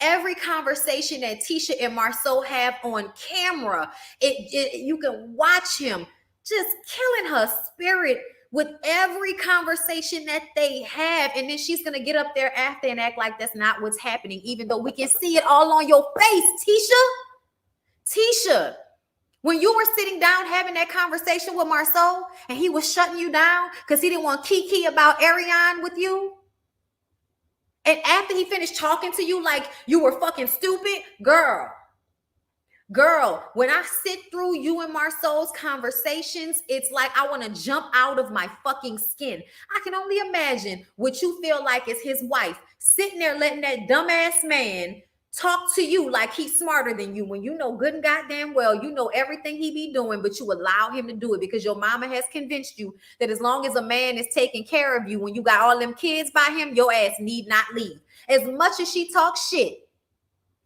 she don't want Tisha to leave Marceau, even though that would be better for her. Anyway, y'all, what else did she say that I thought was problematic? Does Mel want Marceau? That must be the reason why you don't like Tisha, because you want Marceau. Girl, don't nobody want no motherfucking Marceau but the hairdresser that he's secretly fucking and your daughter. And she brought that up too. She said that was a lie. I said, so you mean to tell me you basically just said that Ariane and Mel agreed about the hairstylist, Mel or Martell's cousin, being the one that Marceau is cheating with, and she all in love, so she's never going to say anything. That's what everybody believes is the truth of the situation, right? Mel put that out there a while back. The girl got online and said it wasn't true. I knew it was a lie. I knew it was a lie when the girl got up there online with Tisha and Marceau to confirm that it wasn't true. Because any woman that really did not fuck somebody's husband and all she was doing their hair, she's not getting on social media to do this bullshit with y'all. I'm sorry. If anybody, my mama would have been like, girl, if you don't get the fuck out my face with that, I'm not coming on no damn internet to prove nothing to you and them fucking people. Don't nobody want your husband and his thick ass thighs. A real woman who wasn't fucking them would have never got online to do that, because it's pointless. Because people gonna believe what they want to believe anyway. But see, when that girl got online and said that it was all a lie on the live with Tisha and Marcel, I said, oh, yeah, he fucking her. And she is in love, because only a woman that's in love with a nigga like that will get online so she can make sure that nobody believes that they're fucking. Somebody that ain't about to really be involved in no shit like that, it's not about to get online and waste their time with that. To me, what they did gave me the opposite. So when Wanda is sitting up there talking about it's a lie, so you mean to tell me the two women that can't stand each other, you say that Ariane should be Mel's real enemy, but Ariane ain't even on her level in order for her to consider her enemy. She saw Tisha as her friend, which is why she's saying that now, because Tisha had information ahead of time about Ariane and never told Mel's ass, because she didn't want to, make Marceau upset. I bet you any money that Marceau would tell on everybody else to Tisha so that Tisha wouldn't think that he was doing anything. So he come home and tell her what they doing so she won't think it's him. And then in order to make sure that she doesn't piss Marceau off, because she's always so scared she gonna make him mad, she doesn't want to say anything to Mel. She's not going to say nothing to Mel until Mel found out about it. And then she threw everything she knew about Ariane in Mel's face. Stuff that she knew before Mel knew. So at the end of the day, if Mel don't want to be friends with Tisha, Miss Wanda, that's her prerogative. And you getting online so your country ignorant ass can call people monkeys while you sit on the show that you said, that's what she said. She said, Mel ain't got no real friends. Tisha got 26 friends all over the country. Mel ain't got no real friends. Bitch, that does not mean anything. When I tell y'all how hard it is to have real women, real women as friends that congratulate you, that's not on bullshit. So at the end of the day, if Mel don't have a lot of friends, that don't mean a motherfucking thing to me, because with friends like y'all, who needs enemies? Okay?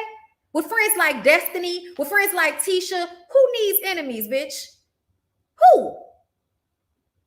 Anyway, I feel like Tisha has always lived in a jealous spirit, probably because of Miss Wanda. Miss Wanda, I feel like you have a jealous spirit.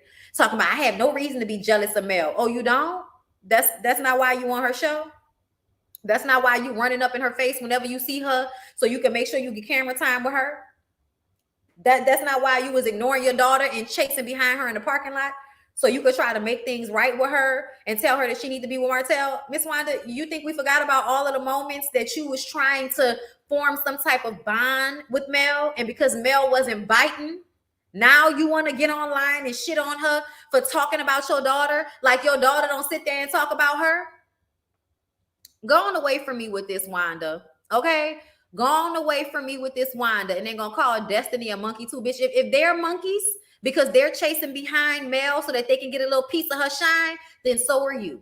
Because it don't even make sense for you to say that, Mel is the one that everybody won't be friends with because she puts them on. Because that's what you were saying with that whole monkey banana situation, as ignorant as that was.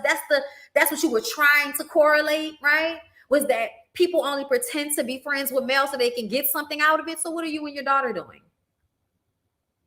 Because that's what your daughter was doing before she thought she had the upper hand and could shit on Mel and found out that it wasn't going to go the way she thought. I think that Tisha thought once they got on the show that she was going to be able to form her own star. So she would no longer have to pretend to be Mel's friend. Because she's been envious of her. But she knew it was in her best interest to remain close, remain friends with her. And when the show happened, she like, well, I don't need you no more because now we're all on TV. We're all talking to Carlos. We're all on OWN. So now I don't need you to step my profile up. And now I can shit on you and laugh at what you're going through with your husband. Tisha. You can't tell me it's not Tisha. I've been watching this show for 3 seasons and I know women like you and your mama. Specifically, I know women like your mama. And they the type of people that whenever they don't want to, they don't like to work with facts. They like to work with the things that they make up in their minds that make them comfortable. And that's what she did, okay? Leave Maurice alone. Miss Wanda, can you explain to me why we need to leave Maurice alone? Because I'm trying to understand. Do you want to fuck Maurice? Can you explain to us why? And also, why do you want Mel so called? And that's another thing I didn't like that she said. She was basically saying that, oh, so you remember the conversation that you heard between Destiny and Tisha in a hotel room, but you can't remember if you performed fellatio on that man. Oh, I want to meet him. What type of man make you forget that y'all did something with each other? And she kept saying it over and over again. I said, Miss Wanda, you are so fucking ignorant. You ever thought that the reason why Mel said she didn't remember is because her children are going to have to watch this one day, and it's better to hear your mom say, I don't remember, than, yeah, I sucked some random dude's dick while I was still married? Okay. Okay. I'm sorry, but Mel's, I don't recall, was the best response to that fucking question, because at the end of the day, it doesn't matter. Mel could have absolutely cheated while they were still in the same fucking house. Guess what? There was no baby that came of it. There wasn't a 5-year affair with a disrespectful little cunt all over the social media begging for attention. And when she can't get the attention, now she begging for sympathy. Nothing that Mel did to Martell would equate to what Martell did to Mel. But we're going to keep bringing it up like it means something. And I don't like that. So y'all can get away from me with this. Okay? Yes, no. She's never operated on common sense. Never. And it doesn't even make sense. She keep looking for Mel Boo and gonna find her son-in-law Boo. Okay, that's what she needs to go do. Go and dig up the truth on that. Anyway, y'all, let's go ahead and get into the actual episode now that I'm done reading the shit out of Wanda, because it just needed to happen. Marceau went to Africa without his family. Tisha is hurt. Marceau says that he needed to take a step back to reevaluate. Now he wants to focus on his family. He says that, we think that Africa is a third world country. I'm saying, no, we don't. Nobody thinks that Africa, do y'all still, first of all, Africa is a continent. It's not a country. There are third world countries inside of the continents of Africa, but South Africa is not one of them. Ghana is not one of them. I believe he went to Ghana or South Africa. I can't remember which one. But there are Tanzania. Like, there are a whole bunch of places in Africa that are just as affluent in techie and rich and about their money as any other place in America. It's just that y'all don't see it because nobody wants y'all to know how good things are in other countries, because they want y'all to think that y'all have the best situation here so that y'all will stay being in this rat wheel in America. Because that's what it is. I'm sorry. But he talking about they don't want to trade all this time for money. So he went to Africa and now he cares about his family. He went to Africa and now he's more interested in spending more time with his family. So you know what? In order to facilitate that, he wants to bring in a chief of staff. And she's like, what's a chief of staff? He like an assistant. And she was like, well, is there a specific sex that you want your assistant to be? And he was like, well, I damn sure don't want no male assistant. And I was like, why? Are you going to fuck them? I really need to understand why your misogynistic ass does not want another man to assist you in your work. I need to understand. Why does it have to be a woman? It's the Ivory Coast, yes. It's because you're going to fuck them. That's why. That's why it can't be a man. Because you want the option to fuck them. Tisha says, well, I'm going to have to choose who they are. She wants him to get an older woman, as if an older woman won't take her jaw out and, suck on Marceau's, like,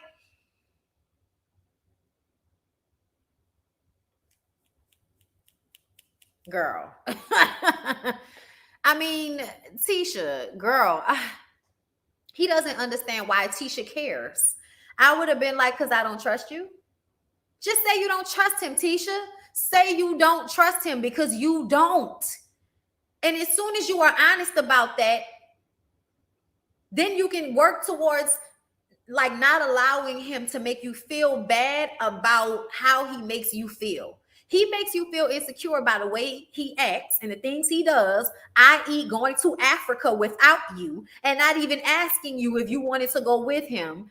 Like, Marceau, if we think that you went on a trip to Africa by yourself, get the fuck out of here. I'm almost thinking that those pictures from the hotel room probably came from that Africa trip. Y'all remember those pictures that got posted a while back of him being in a bed and you can see the back of his head, but it very much looked like the back of his head, but we didn't have no proof, so I didn't talk about it. But to me, now it's like those pictures, Africa, you are absolutely in Africa with whoever the bitch is that you prefer to spend your time with. And we know it's not your wife. And Tisha's just sitting there, okay, and just obviously hurt, obviously feelings hurt, feeling dismissed, feeling unimportant, feeling like she's not the person that he wants to decompress with. That's a problem to me, y'all. Like, I get needing time apart, but I think it's fucked up that you want to take a vacation to relax and rejuvenate without your wife. And also that you don't think that she needs time to relax and rejuvenate. Because every time she goes on vacation, she's going on vacation with y'all's kids. And you get to go on vacations by yourself. Girl, if you want to keep allowing Marcel to disrespect you publicly in this manner, Tisha, then continue to do that. And Tisha, when you say that you don't want to listen to people because we're not in your marriage, you're right, Tisha. We're not in your marriage. But I don't need to be in your marriage to know that every time I watch that man talk to you, I want to cry for you. This ain't coming from no mean bitch place, because I know that's what you think. You think, oh, the world is full of mean people. Girl, people literally can't stand you because they feel bad for you, and you still make excuses for the person that's doing this to you. That's why we get mad. That's why we get annoyed with you. It's not like you're not beautiful and personable and intelligent, but what happens on the show? You get put in a box of dumb housewife, allowing her ignorant, less smart husband to manipulate her because she thinks she can't do any better.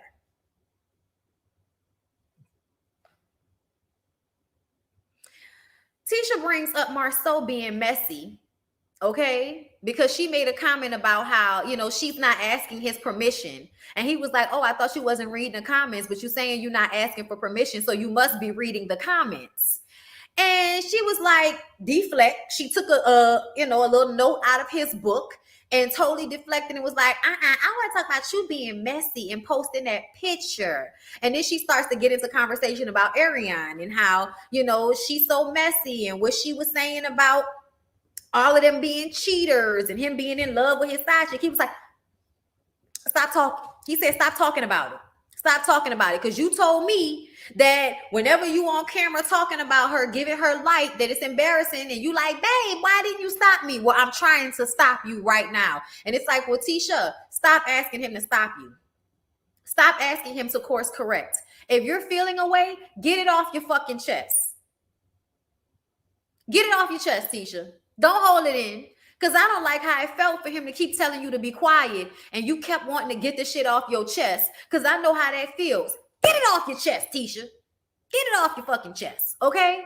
Fuck what he talking about. If you want to talk about Ariane and how you feel like she playing in your face on the internet, that nigga need to give you a chance to do that. I don't care what he's talking about. At the end of the day, that girl get online and run her mouth about you and your husband and your family all fucking day. If you want to talk about how the bitch is pathetic on the show, then you should be able to do that. And he should be like, child, ain't she though? He need to be sitting up there laughing and agreeing with the shit that you saying, instead of, didn't I tell you to stop? You know why? Because it comes off like you know that girl no more, and you know she holding shit back. So you don't never want to, antagonize her too much, Marceau, because she then may post things that she actually has in the back pocket. Okay. Anyway, what else happened? He says the worst thing you can do when someone calls you a dog is to bark. Shut the fuck up. Can't stand you with all of them fucking colorful euphemisms. Can't say shit straight for nothing, but gonna circle the airport and come around the corner and give you a whole fucking story, metaphor, and similes and everything else. Can't tell you a straight story not one goddamn time. I'm tired of it. Anyway, Martell talks to Mel. I'm sorry. Martell was talking to Louis. Okay, shout out to Louis, being probably one of the only real people on the damn show. And also shout out to Tiffany, y'all. Tiffany is super sweet. I told y'all I met Tiffany. Tiffany is super sweet. I'm definitely going to be giving Tiffany a little bit more grace, because when I met her in person, she was like so sweet and very, very beautiful, like in person. So I was just kind of like, not to say she isn't pretty on camera, but y'all know it's like that with me too. I think, y'all say I'm pretty, when y'all see me on camera, but you see me in person and you get the full scope of things. Okay. So yes. All right. Shout out to Lewis. Because Lewis is filming with Martell. Pray for him, Lord.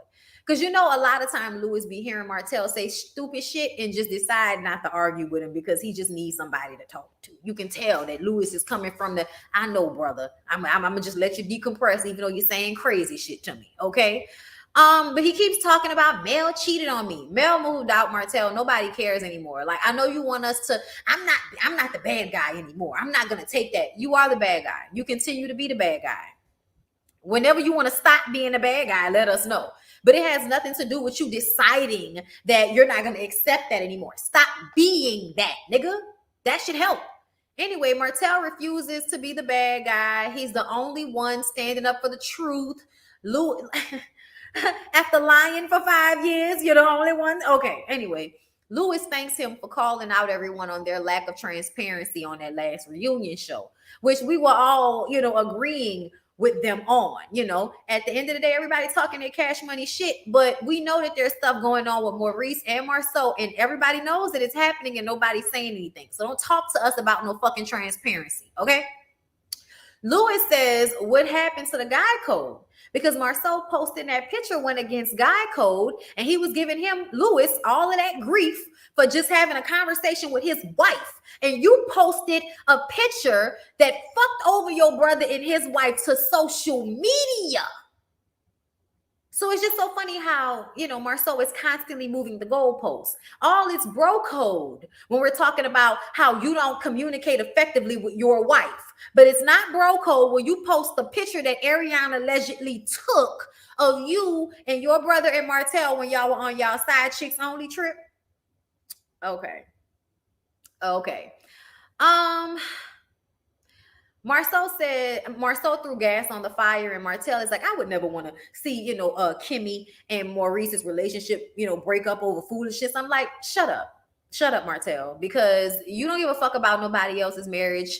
As soon as somebody says something about you, I don't want to hear that from you. Martell is trying to act like he's the good guy, and it's like, no, you're not though. And I'm going to need for you to actually act like you have sense for more than 5 seconds, for more than 5 minutes at a time, in order for me to believe that you're no longer the bad guy. Because see, what y'all niggas don't understand is once y'all have done so much, y'all have basically shown people y'all are not wrapped too tight. It's not happening. No matter how y'all try to act like y'all have sense, when we have seen Martell act a plumb fucking fool the way we have, now we recognize that no matter what you're telling us, unless you do some deep, profound work on yourself, you're going to be a lying asshole that is always trying to deflect or flip something because you don't want to take full accountability for your actions. That's you, Martell. And that's what you do when you point the finger at everybody else. It's so you can seem like you're not as bad. And we want you to get out of that mindset of caring about what looks bad and just be a better person. If you would just be a better person, then people would eventually give you slack. You're a black man and you're beautiful. It don't take much, but you can't show up every day being a fucking asshole and then expect for people not to look at you like you're a fucking asshole. I don't understand. I don't understand. I don't understand what's happening here. Okay. But anyway, Destiny, because he was the first one to call Kimmy a side chick. Let's not forget, Martell.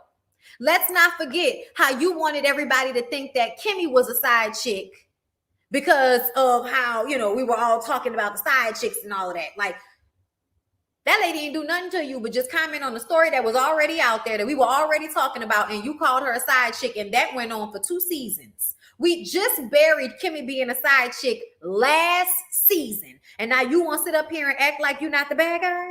Boy, bye. So Destiny and Tisha in their sexy kaleidoscope commercial. Long. Like, it was terrible. It was terrible, y'all. That commercial was terrible. I see that Jessica Dupart, y'all know that's Big Booty Judy, owns Kaleidoscope hair products, hair care. She's been doing all of these commercials for the reality shows. You hit up all your homegirls, you hit up Candy, you hit up, OWN and them, and you get little commercials after their biggest reality shows. It's ingenious. It absolutely is. But I don't know who filmed Destiny and Tisha's commercial. Send it back. send it back. First of all, Tisha walking is so uncomfortable. I don't know who did it, but there was a way to, I'm gonna say it like this. I feel like the people that produced that commercial don't like them, because they showed how bad they were at the commercial when there's a way to edit that so it didn't look that way. For instance, they could have been doing close-up shots of instead of that shot of her walking up when Tisha walked up, they should have did a tighter shot on Tisha as she was saying that. And they should have been like, Tisha, as you're saying it, kind of have like a little bit of a smile to it, because it was very dead, right? So you do closer shots. You don't do that wide ass shot of her walking. Y'all trying to show her body and she can't walk. She looks stupid. It should have been tighter shots. It should have been a tight shot of her putting her hands through her hair while her voiceover did the talking. Because you could tell that doing the talking is what made her nervous, so she didn't know how to really look comfortable on camera. So what y'all should have did was have her just come and walk and flip her hair and do like the B-roll and then do the voiceover on top, and then do tight shots for the moments that looked a little bit uncomfortable. It was a very easy fix, if you ask me. So when I was watching the commercial, I was just like, this was terrible. Whoever produced this and edited this together, they don't like y'all. They wanted y'all to look bad. I've seen those other commercials.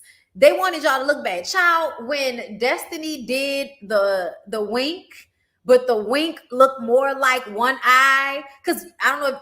Listen, I have a lazy eye. So sometimes when I open my eyes, one eye opens faster than the other. That's what that looked like on slow-mo. Like, okay, hold up. That's what it was.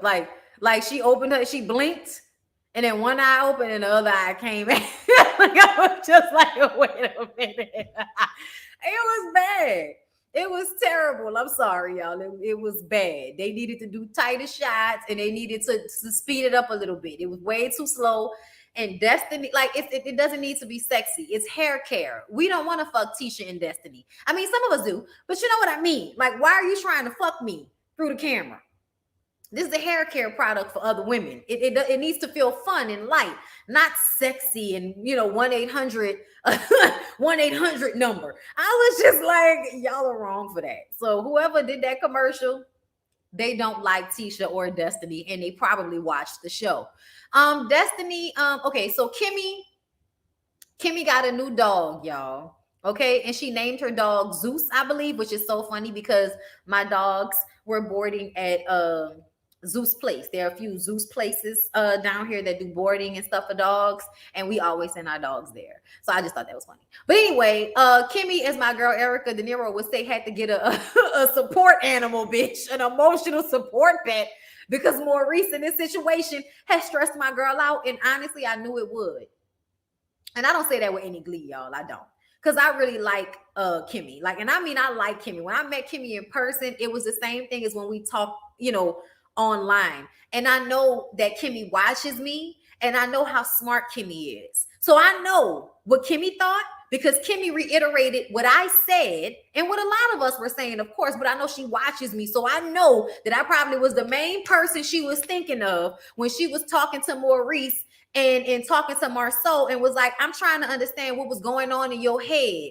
So where you didn't think that when you posted that picture, people were then going to think that Maurice is a liar. So Maurice is cheating.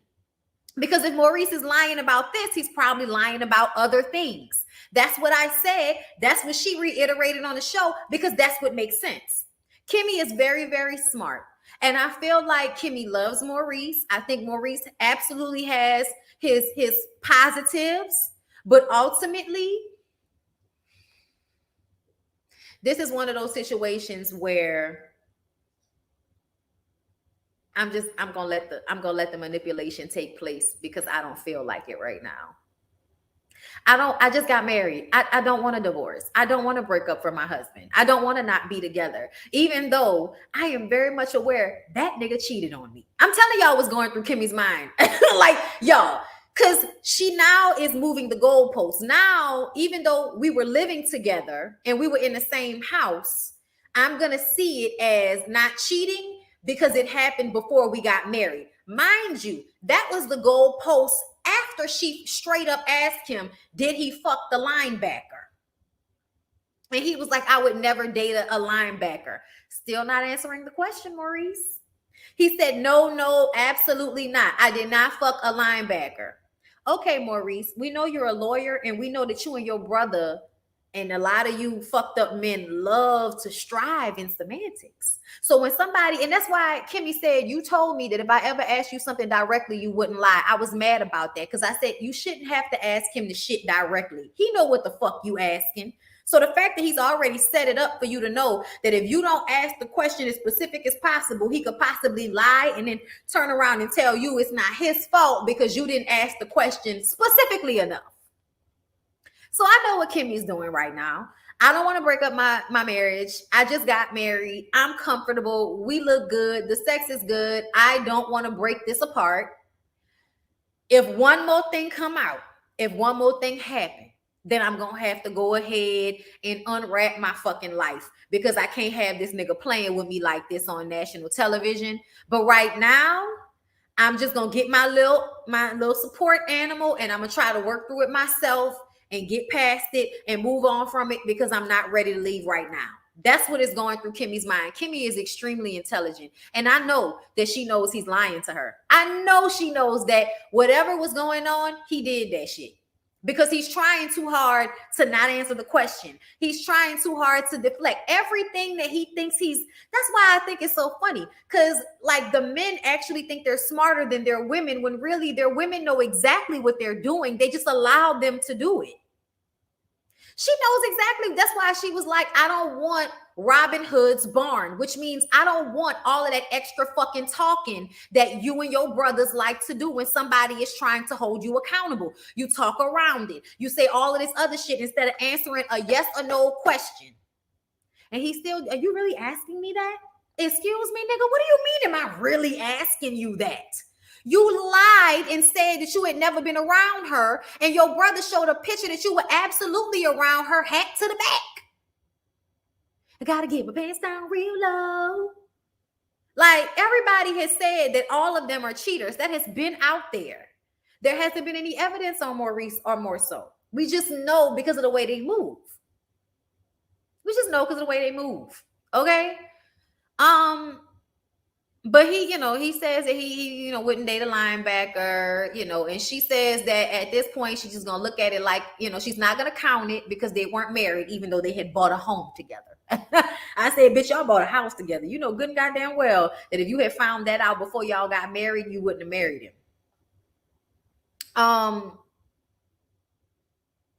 Maurice and Marceau don't care what the public thinks, nor do they care how it affects their wives. That's what I put in my notes. Because Maurice is like, you want me to care about something that I don't care about. And this is the thing that kills me.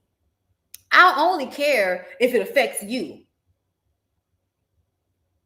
I'm telling you, it affects me. This is what this whole conversation is about, stupid ass nigga. This affects me.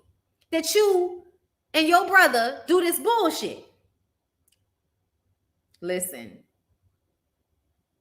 And then Miss Wanda was sitting up there talking about Kimmy. Don't be mad about that, girl. Don't be mad because, she may not even know what a linebacker look like. It's like she's not mad because he cheated on her with an unattractive woman, Wanda.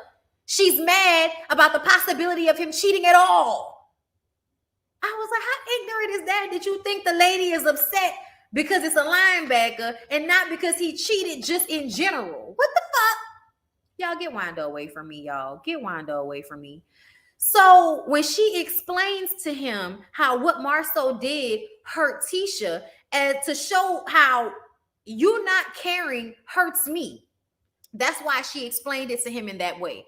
He turns around and says, well, babe, you should really reach out to Tisha. That's your sister. And you should put everything aside and just reach out to her. And she like, that's what I'm talking about. I don't need you to tell me to go and handle shit with Tisha. That's not what the fuck I'm talking about. I'm talking about you not giving a fuck about how the things you do affect me. Because that's how your brother is. You gonna sit up here and act like you care, but you don't. You don't. When it really boils down to it, you think you can like, gymnastics her to death.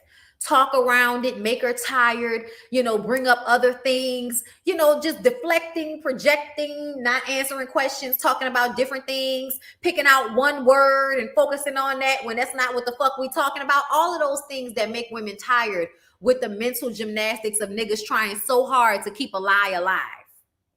It's amazing. That's why at some point I say, I'm not even fucking talking to you no more. Because if you think that what you're doing is convincing me of what you're trying to convince me of, you're sadly mistaken. I'm not being convinced of anything you're trying to convince me of. Okay? Y'all, Destiny in the studio. This is going to be a long live, and I didn't mean for it to be, but I don't give a fuck because I'm enjoying myself. So, Destiny. Bitch, I'm on 10. Bitch, I'm on 10. So, Destiny, I didn't want to think you were this type of person. I didn't. But upon further watching, I feel like my fears about you singing were true. So I felt like it was one of two ways. Either Destiny was a real singer, or Destiny can't sing and is just trying to create competition with Mel. And so when Tisha shows up to the studio and the singing is not good, I'm sorry, ma'am, the singing was not good. The singing was not giving, I'm an actual vocalist. I'm on 10, bitch, I'm on 10. Just because you can add that little vibrato at the end, girl, you are not that much. I mean, honestly, you're not that much better than Mel vocally. Mel actually has been in the studio a few times. She knows how to soft voice and get her songs out. Okay? I mean, I love y'all, but neither one of y'all are Patty. You know what I'm saying?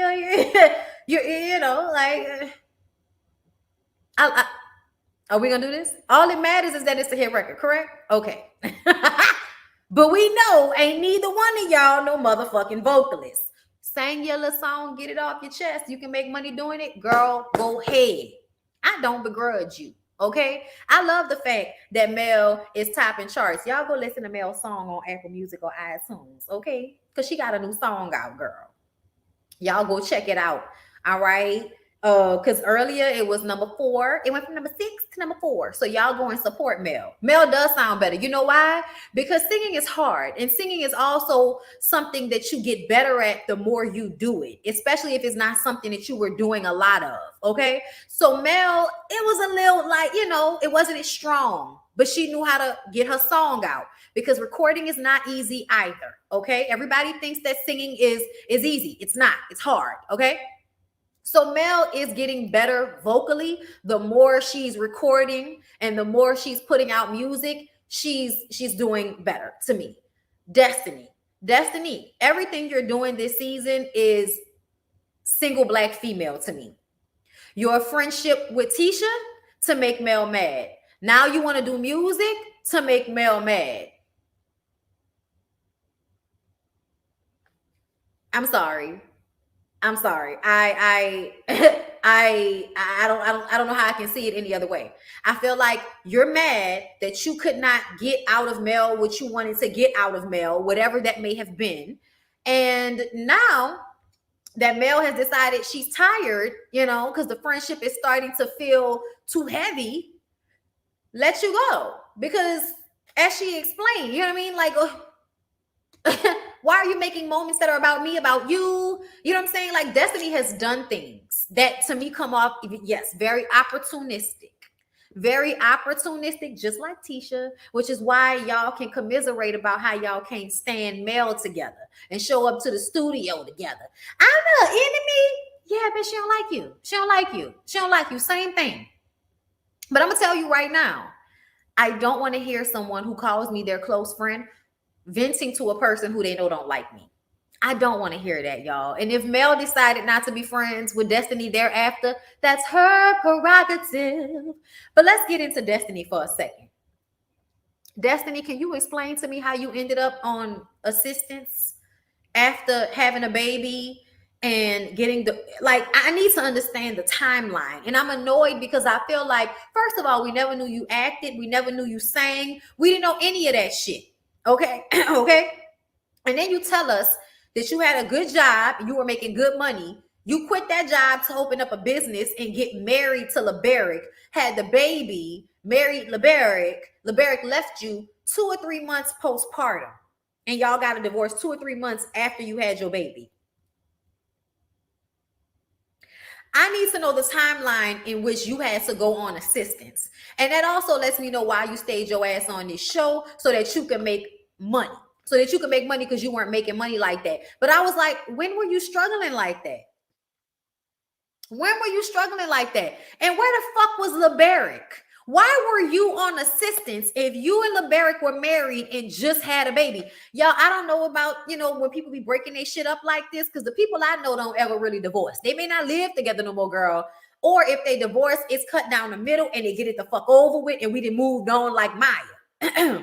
So I need somebody to explain to me how you were on assistance after you just had that man baby. We gonna go back to, so no child support, no alimony, no child support. We are still missing shit from Destiny's story. We are still missing shit from Destiny's story. And I need for it to make sense. Is it LeBerick's baby or not? Is it LeBerick's baby or not? Inquiring minds want to fucking know. I'm tired of y'all, okay? But I was just sitting up here like, girl, you wasn't even with that man for that long when y'all got married. And then, I just feel like Destiny is trying very hard to pretend like she didn't make a mistake and she made some type of mistake, and I don't know what it is. I don't know what it is, but she did something that she's too embarrassed to talk about, okay? But Destiny and Tisha joining forces to hate on Mel together is definitely what I'm seeing. But I'm glad you got back on your feet and you making ends meet again, girl. Thank you, little Sally Walker, for the super chat. I'm not totally convinced that her saying she was on assistance wasn't about getting some sympathy, since no one knew until she told us. I mean, I'm leaving the shit open. You know what I mean? Because it could possibly be, girl. It could possibly be that she's lying, because she never tells us anything. Thank you, Karen Patricia. Glad to see you back, Bondy. Your Jamaica strip look fire. Also, have you seen Tiffany and Louis' recent interview? They were likable, believe it or not. I was just saying this. Thank you for the super chat, Karen. I did not see the interview, but I was just saying that Tiffany was a sweetheart. Like, I was just like, okay, I like you. I don't know why I didn't like you on the show. I mean, I didn't feel that strongly about it, because I kind of like the fact that they were kind of kicking up dust a little bit on the show, but they were coming on strong. But Tiffany is a very sweet person. Like, we follow each other on Instagram and everything now. And I've been saying that I like the way Louis held Marceau to task. I didn't give a fuck what anybody said. They can be thick thighs all day. They will continue to be thick thighs. But at the end of the day, I appreciated thick thighs holding Marceau's ass to task, because nobody else does. Thank you, KMB, for the super chat. That's why more recent Marceau got snipped on season 1. Y'all remember that, huh? And didn't he not tell Tisha about it? Like, Tisha came home and he had the surgery and she didn't even know. Y'all remember that?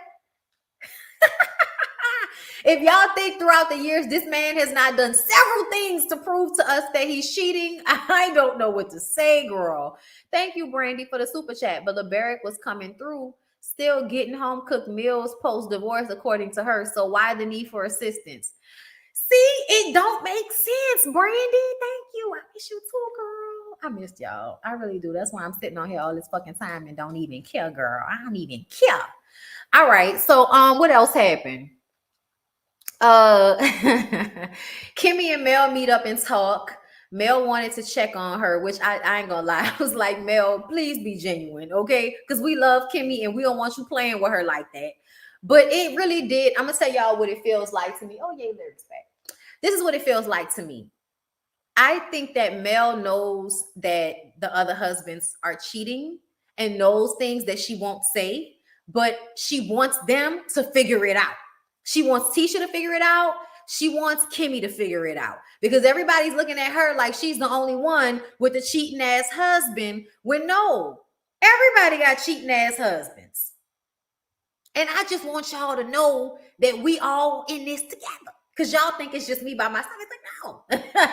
Your husband ain't shit just like my husband wasn't shit. I really do think that's the space that Mel is coming from. And I think Mel is on the other side of these things. But I absolutely feel like Mel knows things now, but she won't say anything because she feel like nobody said shit to her. Okay? I know, right? Hey, Miss Chocolate Diva, thank you for the super chat. Someone said the assistance was a PPP loan.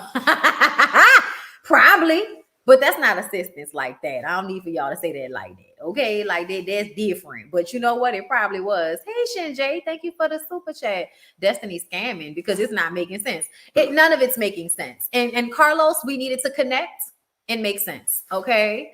Moving on, what else did she say? Kimmy says it's unfortunate that men have a propensity to cheat. I didn't like that statement because I feel like when women act like men are the only ones with a propensity to cheat, it means that they get to get a get out of jail free card because they're a man and they can't help themselves. No. I would have let Marceau, and I know Marceau, Maurice, I would let all of them know. And don't play with me. You cheat on me, I'm gonna cheat on you. I let a nigga know. Press me if you want to and get your motherfucking feelings hurt. Okay. I think that Kimmy is old school in the way that she is being so careful of how she handles Maurice's little ego. And you can't tell me no different. You know what I'm saying? But I didn't like that she said that. They discussed Tisha saying she didn't read the comments, but Mel says, oh, she be reading the comments because she said something that let me know she read it, like and post and all of that. I believe that Mel doesn't like the fact that Tisha has liked Ariane's post or some shit like that, girl. I don't know. At this point, I don't care. But she did talk about how, Destiny and Tisha were in a room next to me and I could hear everything that they were saying. And I knocked on the door. I said, y'all might want to be a little quiet because everybody down the hallway can hear what y'all are saying. Okay. And okay, everybody can hear what y'all are saying. And she said she and Destiny had brunch after and they talked and she admitted that she was talking shit about her and she apologized for it. So when Destiny explained it, she said, I told her what I said and she was like, it wasn't what you said. It was the fact that you were talking to my enemy. And so then it makes it petty when we know that's not what it is. And y'all could slice it however the fuck y'all want to. I've said it already twice. I will say it again. Destiny, you could act like what you did was cool and it's all childish for Mel to not see it for you at this point, but get the fuck out of my face with that. Get out of my face with that. You know good and goddamn well that you was feeling a way about Mel cutting you off before the reunion. So you decided that you were going to be on Tisha's side and befriend Tisha to get back at Mel because you could no longer get in with Mel the way you were before. That's what it feels like to me. And now that Mel has recognized that, I don't want to deal with you.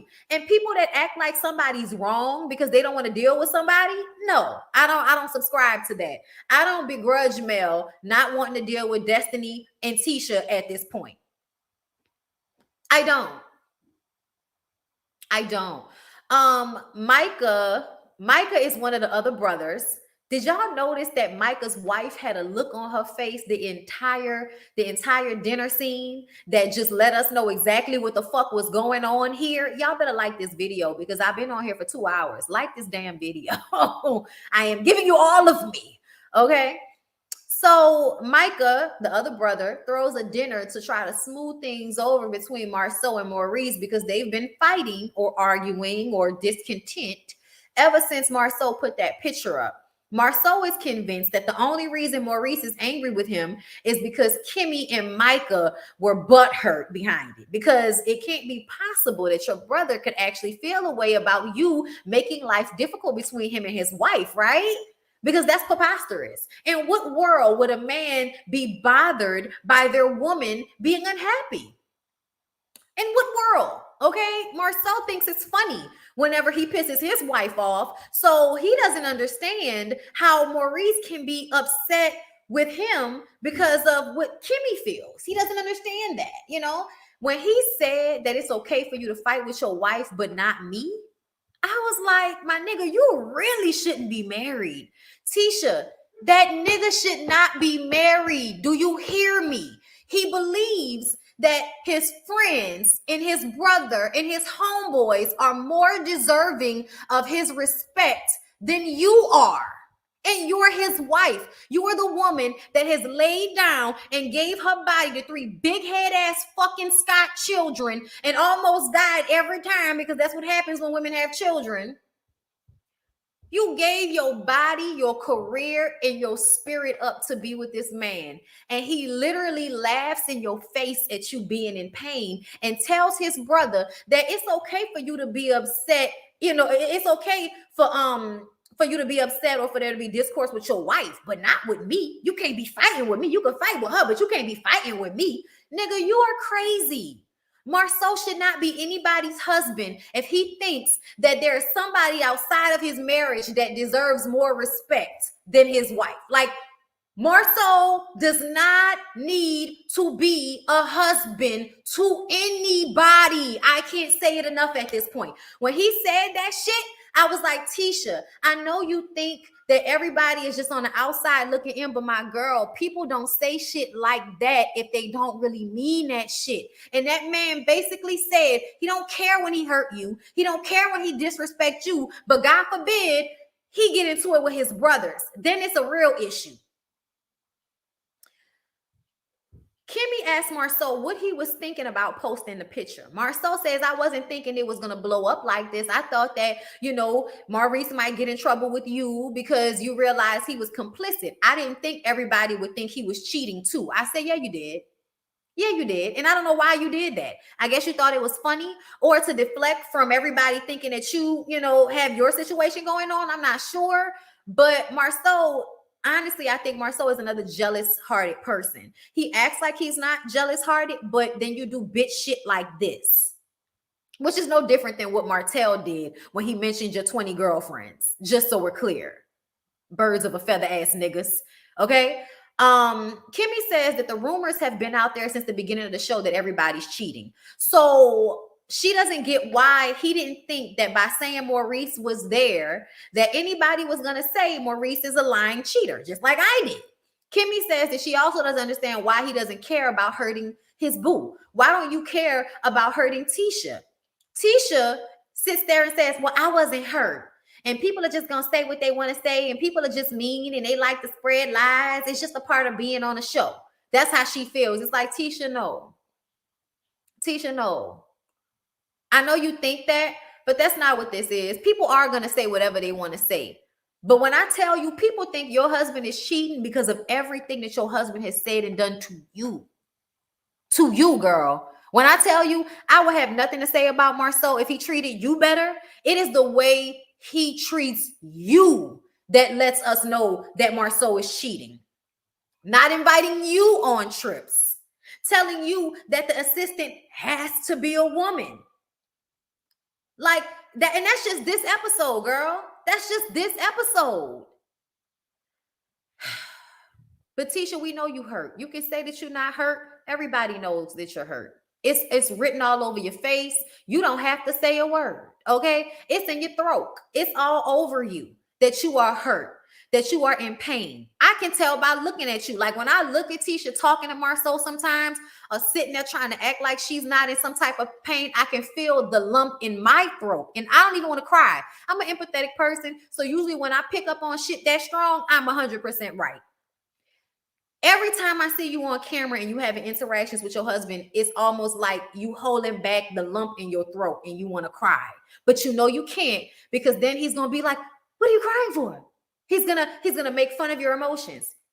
Like Marceau says he doesn't care about what people think about him because he's been dealing with this since the 3rd grade.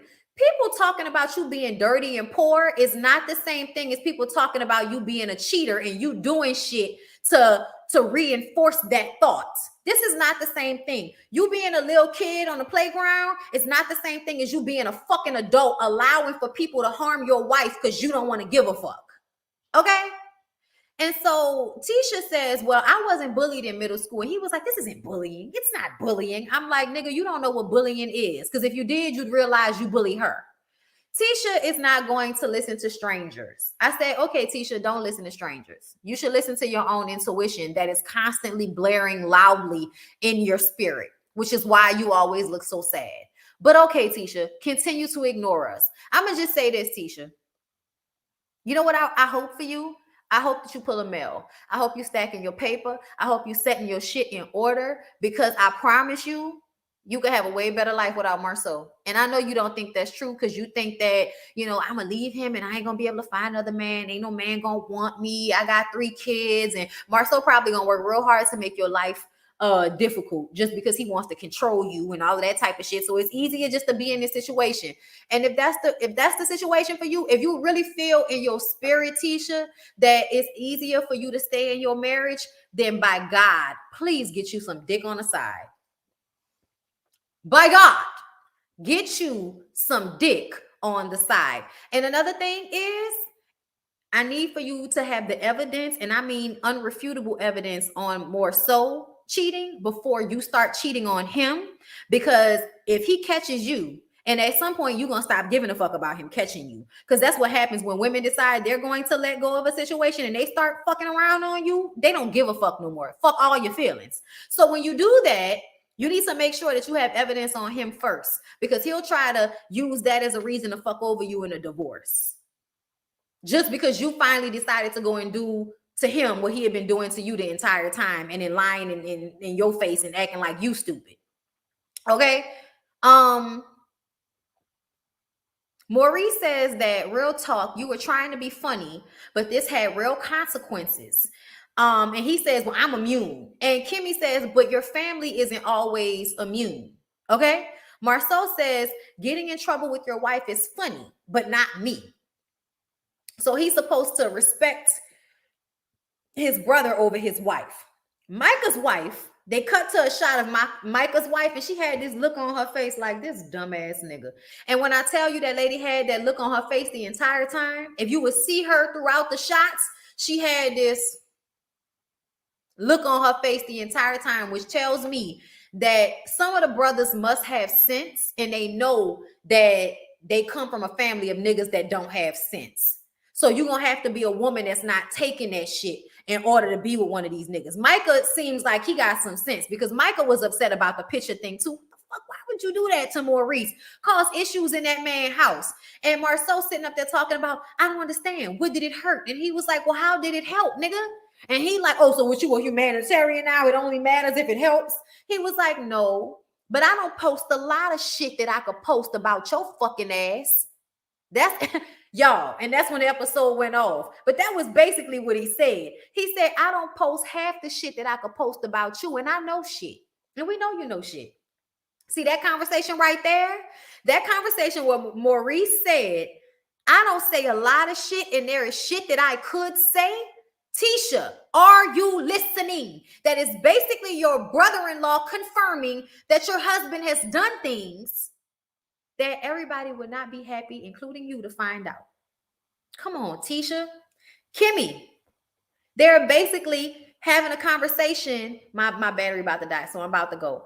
But they're basically having a conversation in your face, in your face, about how they're hiding things on each other's behalf. That should let you know them niggas is cheating. And that's why I said it's not about anybody else but them. I'm not ready to stop yet. Hold up, y'all. Let me get my charger.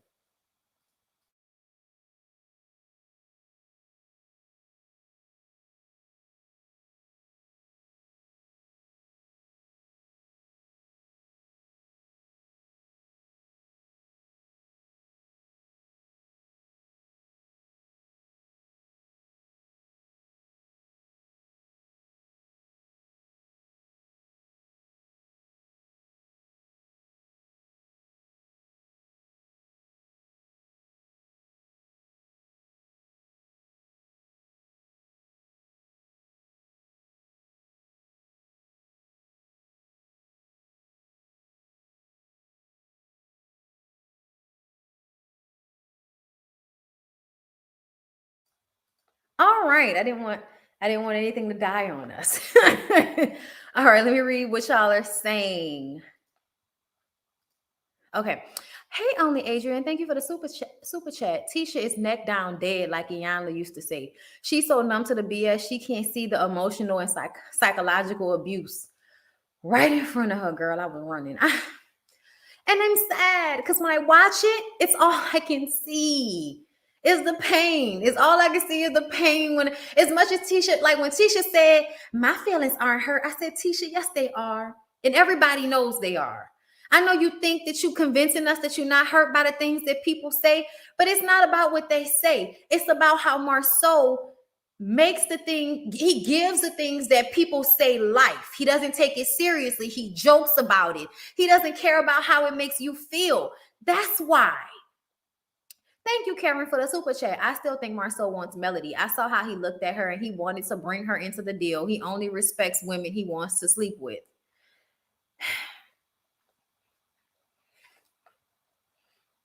And I think Mel was doing everybody a solid when we interviewed her by saying that Marceau has never done anything out of pocket. Because for some reason, I feel like he has definitely pressed you before. And you won't ever say anything because you know they're going to turn it around on you.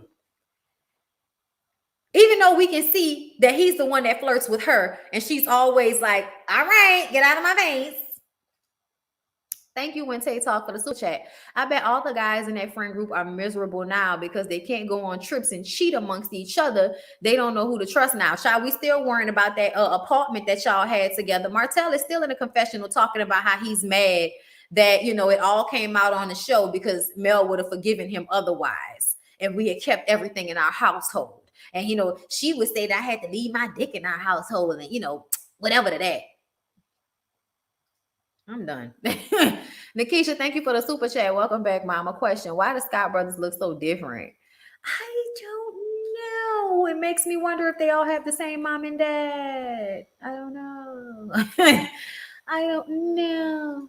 The sister-in-law looked like she don't let Marceau in her house on a regular. No, because you don't want him influencing your husband to stay and do stupid shit. If Marceau just wanted to get Maurice in trouble, he could have just sent the pic to Kimmy. But it wasn't about that. It wasn't about that. It wasn't about getting him in trouble. Okay. He really was trying to be a smart asshole. He was trying to be funny. I don't know why he thought that was funny. Yes, y'all need to like the video. Okay. Like the video. Makes me so happy she's getting the charger she missed up. Really. I did. I really feel for their kids. Tisha just accepts the foolishness because she doesn't believe she deserves better. The kids' mental is going to be all messed up. And if she doesn't know that, I'm sad for her. But Tisha, you know you teaching your daughters to let a man disrespect them, right? I know you think that because he's there, like financially taking care of y'all, that you're showing your daughters something good. But they're going to be able to grow up and stream this. They're going to be able to watch how their father laughed at their mom's pain in her face. And then they also probably are privy to you guys' arguments in house, like all of the kids are. And, you know, eventually you'll be having conversations with your daughter about a man who is breaking her heart on a daily basis. And you will have to take some of the blame because it's what you showed her. Be with a man, no matter how badly he treats you. It just as long as he's paying for things.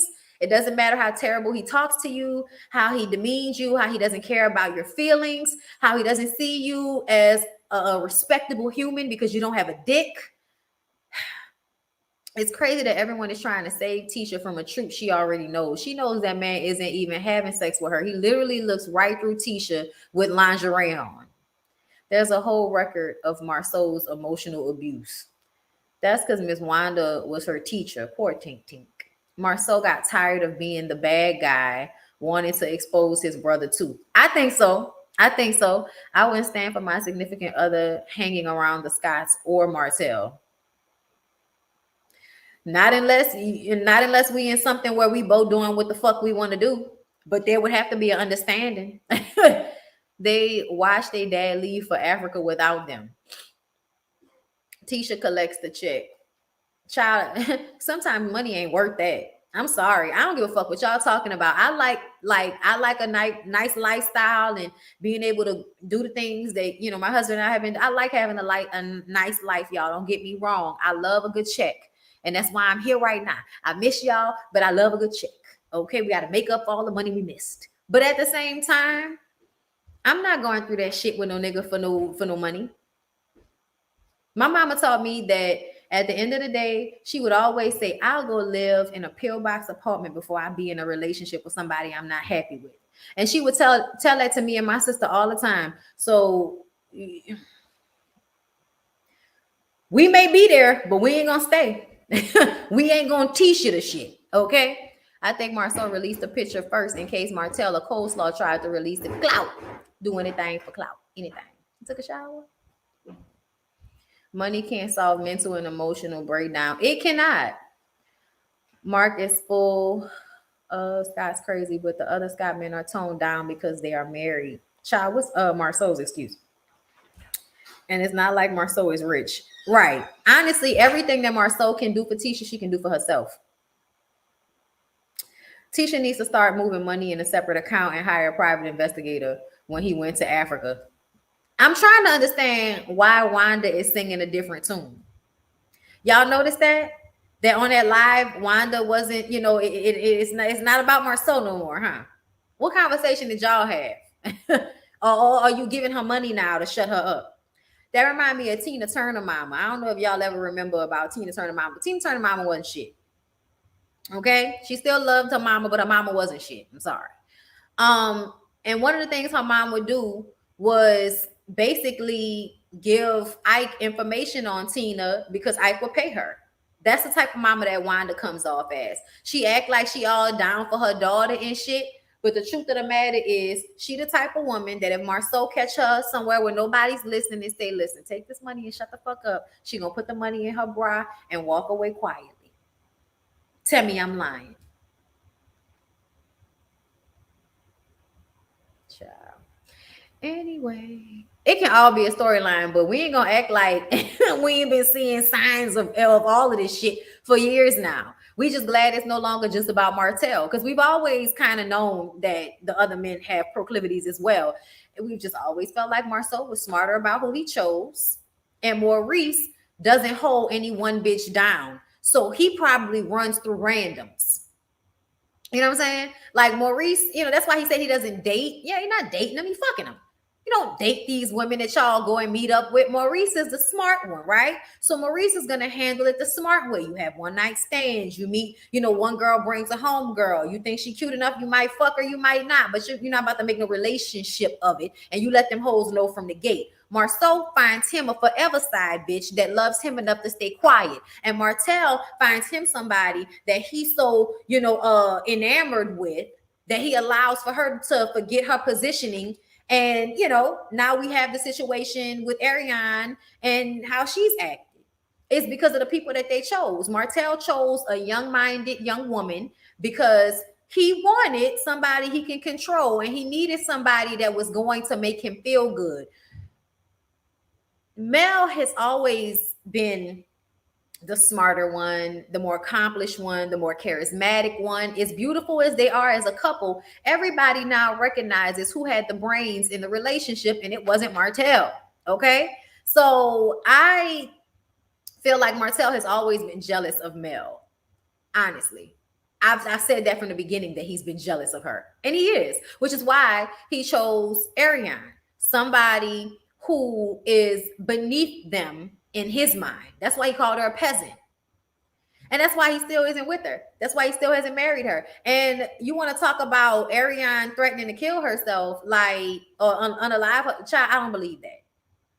I'm sorry. I just don't. I'm going to pray that that's not what's really going on with you, since I've seen a lot more Black women unaliving themselves recently than ever before. But I don't believe that. I'm sorry. I believe that you want attention, and because the show won't allow you to come on there and act a fool, you now want sympathy from, people online. And I also feel like you don't deserve sympathy, but you gonna get the support of all the side chicks that want to feel validated in their bullshit. So, just cater to your audience, my good girl. I don't know what's wrong with the girl, because I feel like she's done so many stupid things. Ariane has done so many stupid things, y'all. If you really wanted to talk about the show, all you had to do was make you a YouTube page, get on after every fucking episode and talk your shit. Give your opinion. Make your money and people will come and watch you every week. No, that's not what you decide to do. You decide to get your ass online and do all of this bullshit. Do interviews with Tasha Kate and get mad about how that go. Reach out to Heavenly, but that wasn't going to happen because Heavenly is cool with Mel. And, it's just a whole bunch of bullshit. You're not handling any of this shit right. And that's because Martell chose you so you can make him feel smart. And now both of y'all are making yourselves look dumb.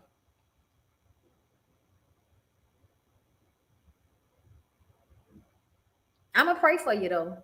And I mean that in a real way. I'm gonna pray for you because I imagine that people coming at you all the time can be very stressful, Ariane. I'm sure it is. I get it. Trust me. But I also feel like you invite the energy. You get online and you antagonize the fuck out of people. You say crazy ass shit, all of that, my likeness, and y'all can't do this without me. Y'all can't do that without me. And all, okay, bitch. That's the energy you put out, and you want somebody to feel sorry for you? And then everybody talking about, oh, yeah, she cheated, but she wasn't trying to be on a reality TV show. And it's like, but yeah, here she is, mad because they won't let her get on a reality TV show. And everybody want to talk about how Mel making money off of her likeness.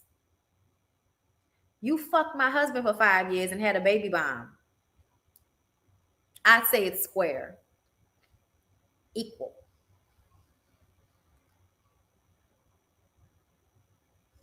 They had the reunion show on, and that nigga, they asked him that question about if he would have married old girl instead of Mel if he had met her first. And he sat up there and act like, I don't want to answer that. I'm going to tell you the answer now. No, he wouldn't have. He would never have married Ariane first. No, he would not have. Do you know why? Because Ariane could not get him in life where he got with Mel. Martell is a stupid nigga. I'm sorry, Martell, but you're a little stupid. You're a little stupid. It's okay. It's all right. It's all right. You're beautiful. You can be a little stupid. You're beautiful. Okay. But you're a little stupid. So you needed a partner that was going to be smarter than you. But your problem is that you get around misogynistic asshole men that make you feel like you should be in charge because you have a dick, knowing that you're not smarter than your wife. So why should you be head of household and all of this bullshit that them niggas was talking to you? You can't tell me that Marceau and them wasn't telling Martell, that's not how you supposed to have it. She's supposed to be doing that. And you supposed to be making sure your wife do this and your wife do that. And he would get mad and probably feel a way that Mel was not submitting to him the way Kimmy pretends to submit to Maurice and the way Tisha submits to Marceau.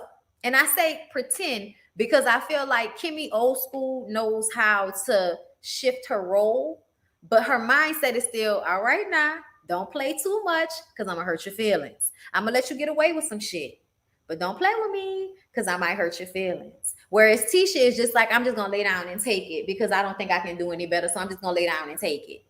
Like, that's the mindsets, okay?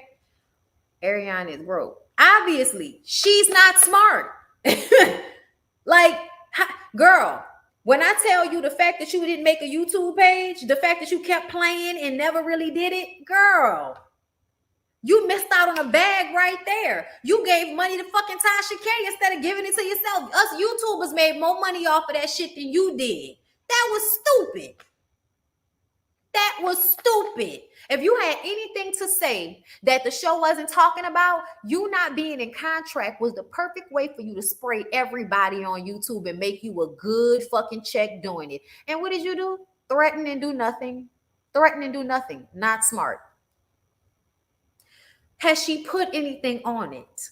I know she started it. Has she put anything on it? Or has she continued to get her ass on Instagram and talk?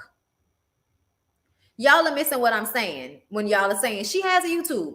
Has she put anything on it? Has she sprayed any tea on it? Or has she only been spreading tea on Instagram for free and then over there on Tasha K's platform? Oh, we know that she holds back because she don't want to piss Martell off. That's stupid. That's stupid. That's stupid. You still allowing that nigga to run you, even though He hasn't even chosen you. Now that his wife is completely moved out of the way and you got a baby by this nigga and he still hasn't chosen you and you still protecting him. If that's not male identified dumb bitch shit, I don't know what is.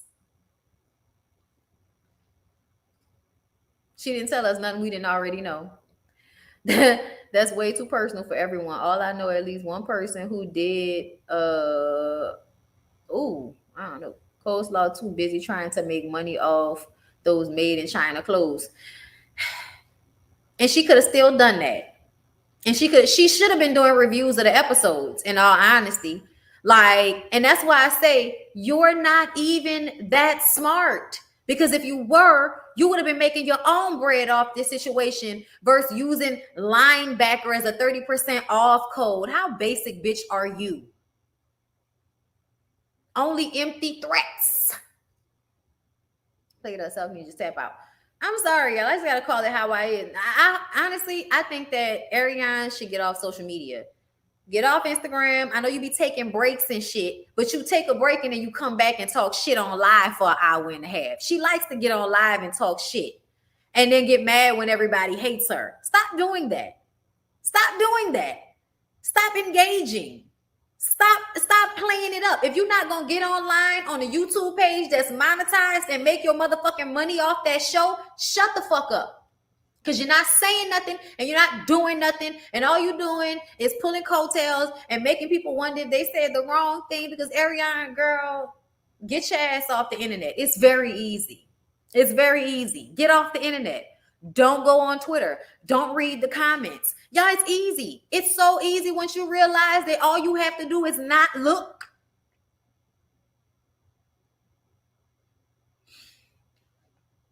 Child. She's suicidal from the show 1 minute, but then you get online the day that the show comes out. If the show is really causing you this much angst, why are you still watching? And why are you still trying to get clout off of it as well? Ariane don't want to interview with me. Like, y'all forget, people scared of me when it comes to this shit. I'm not talking about physically, but I mean when it comes to this shit, they don't want to tangle with me on here. Because I'm not going to give you the Tasha K play with your intelligent shit. That's what Tasha does. Tasha, yeah. Tasha be playing in people's face. It's hilarious. But a lot of people don't know and they go over their head. Ariane, my girl, like, you really need to detach. Go back to school. Go read a book. You know what I'm saying? Like, go do something for your overall mental and spiritual, health. Go do that and get off of here. Honestly, I feel like when women focus on themselves and what's best for the people, period, when you focus on making yourself better, when you focus on meditation, getting your spirit right, reading self-help books, cleaning shit out, just anything that's good for your own betterment as a person, when you focus on that, then more blessings will come to you and you can relinquish this negative energy. But you keep recycling the negative energy and then get mad when it comes back at you.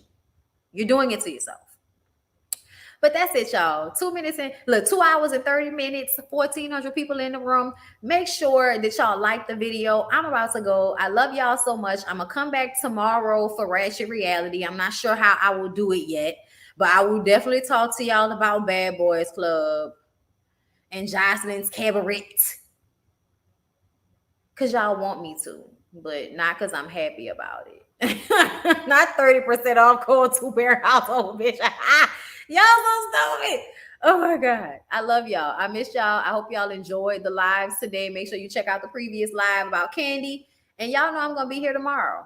I'll be here tomorrow so we can talk some more. All right. Peace out, world. Bye.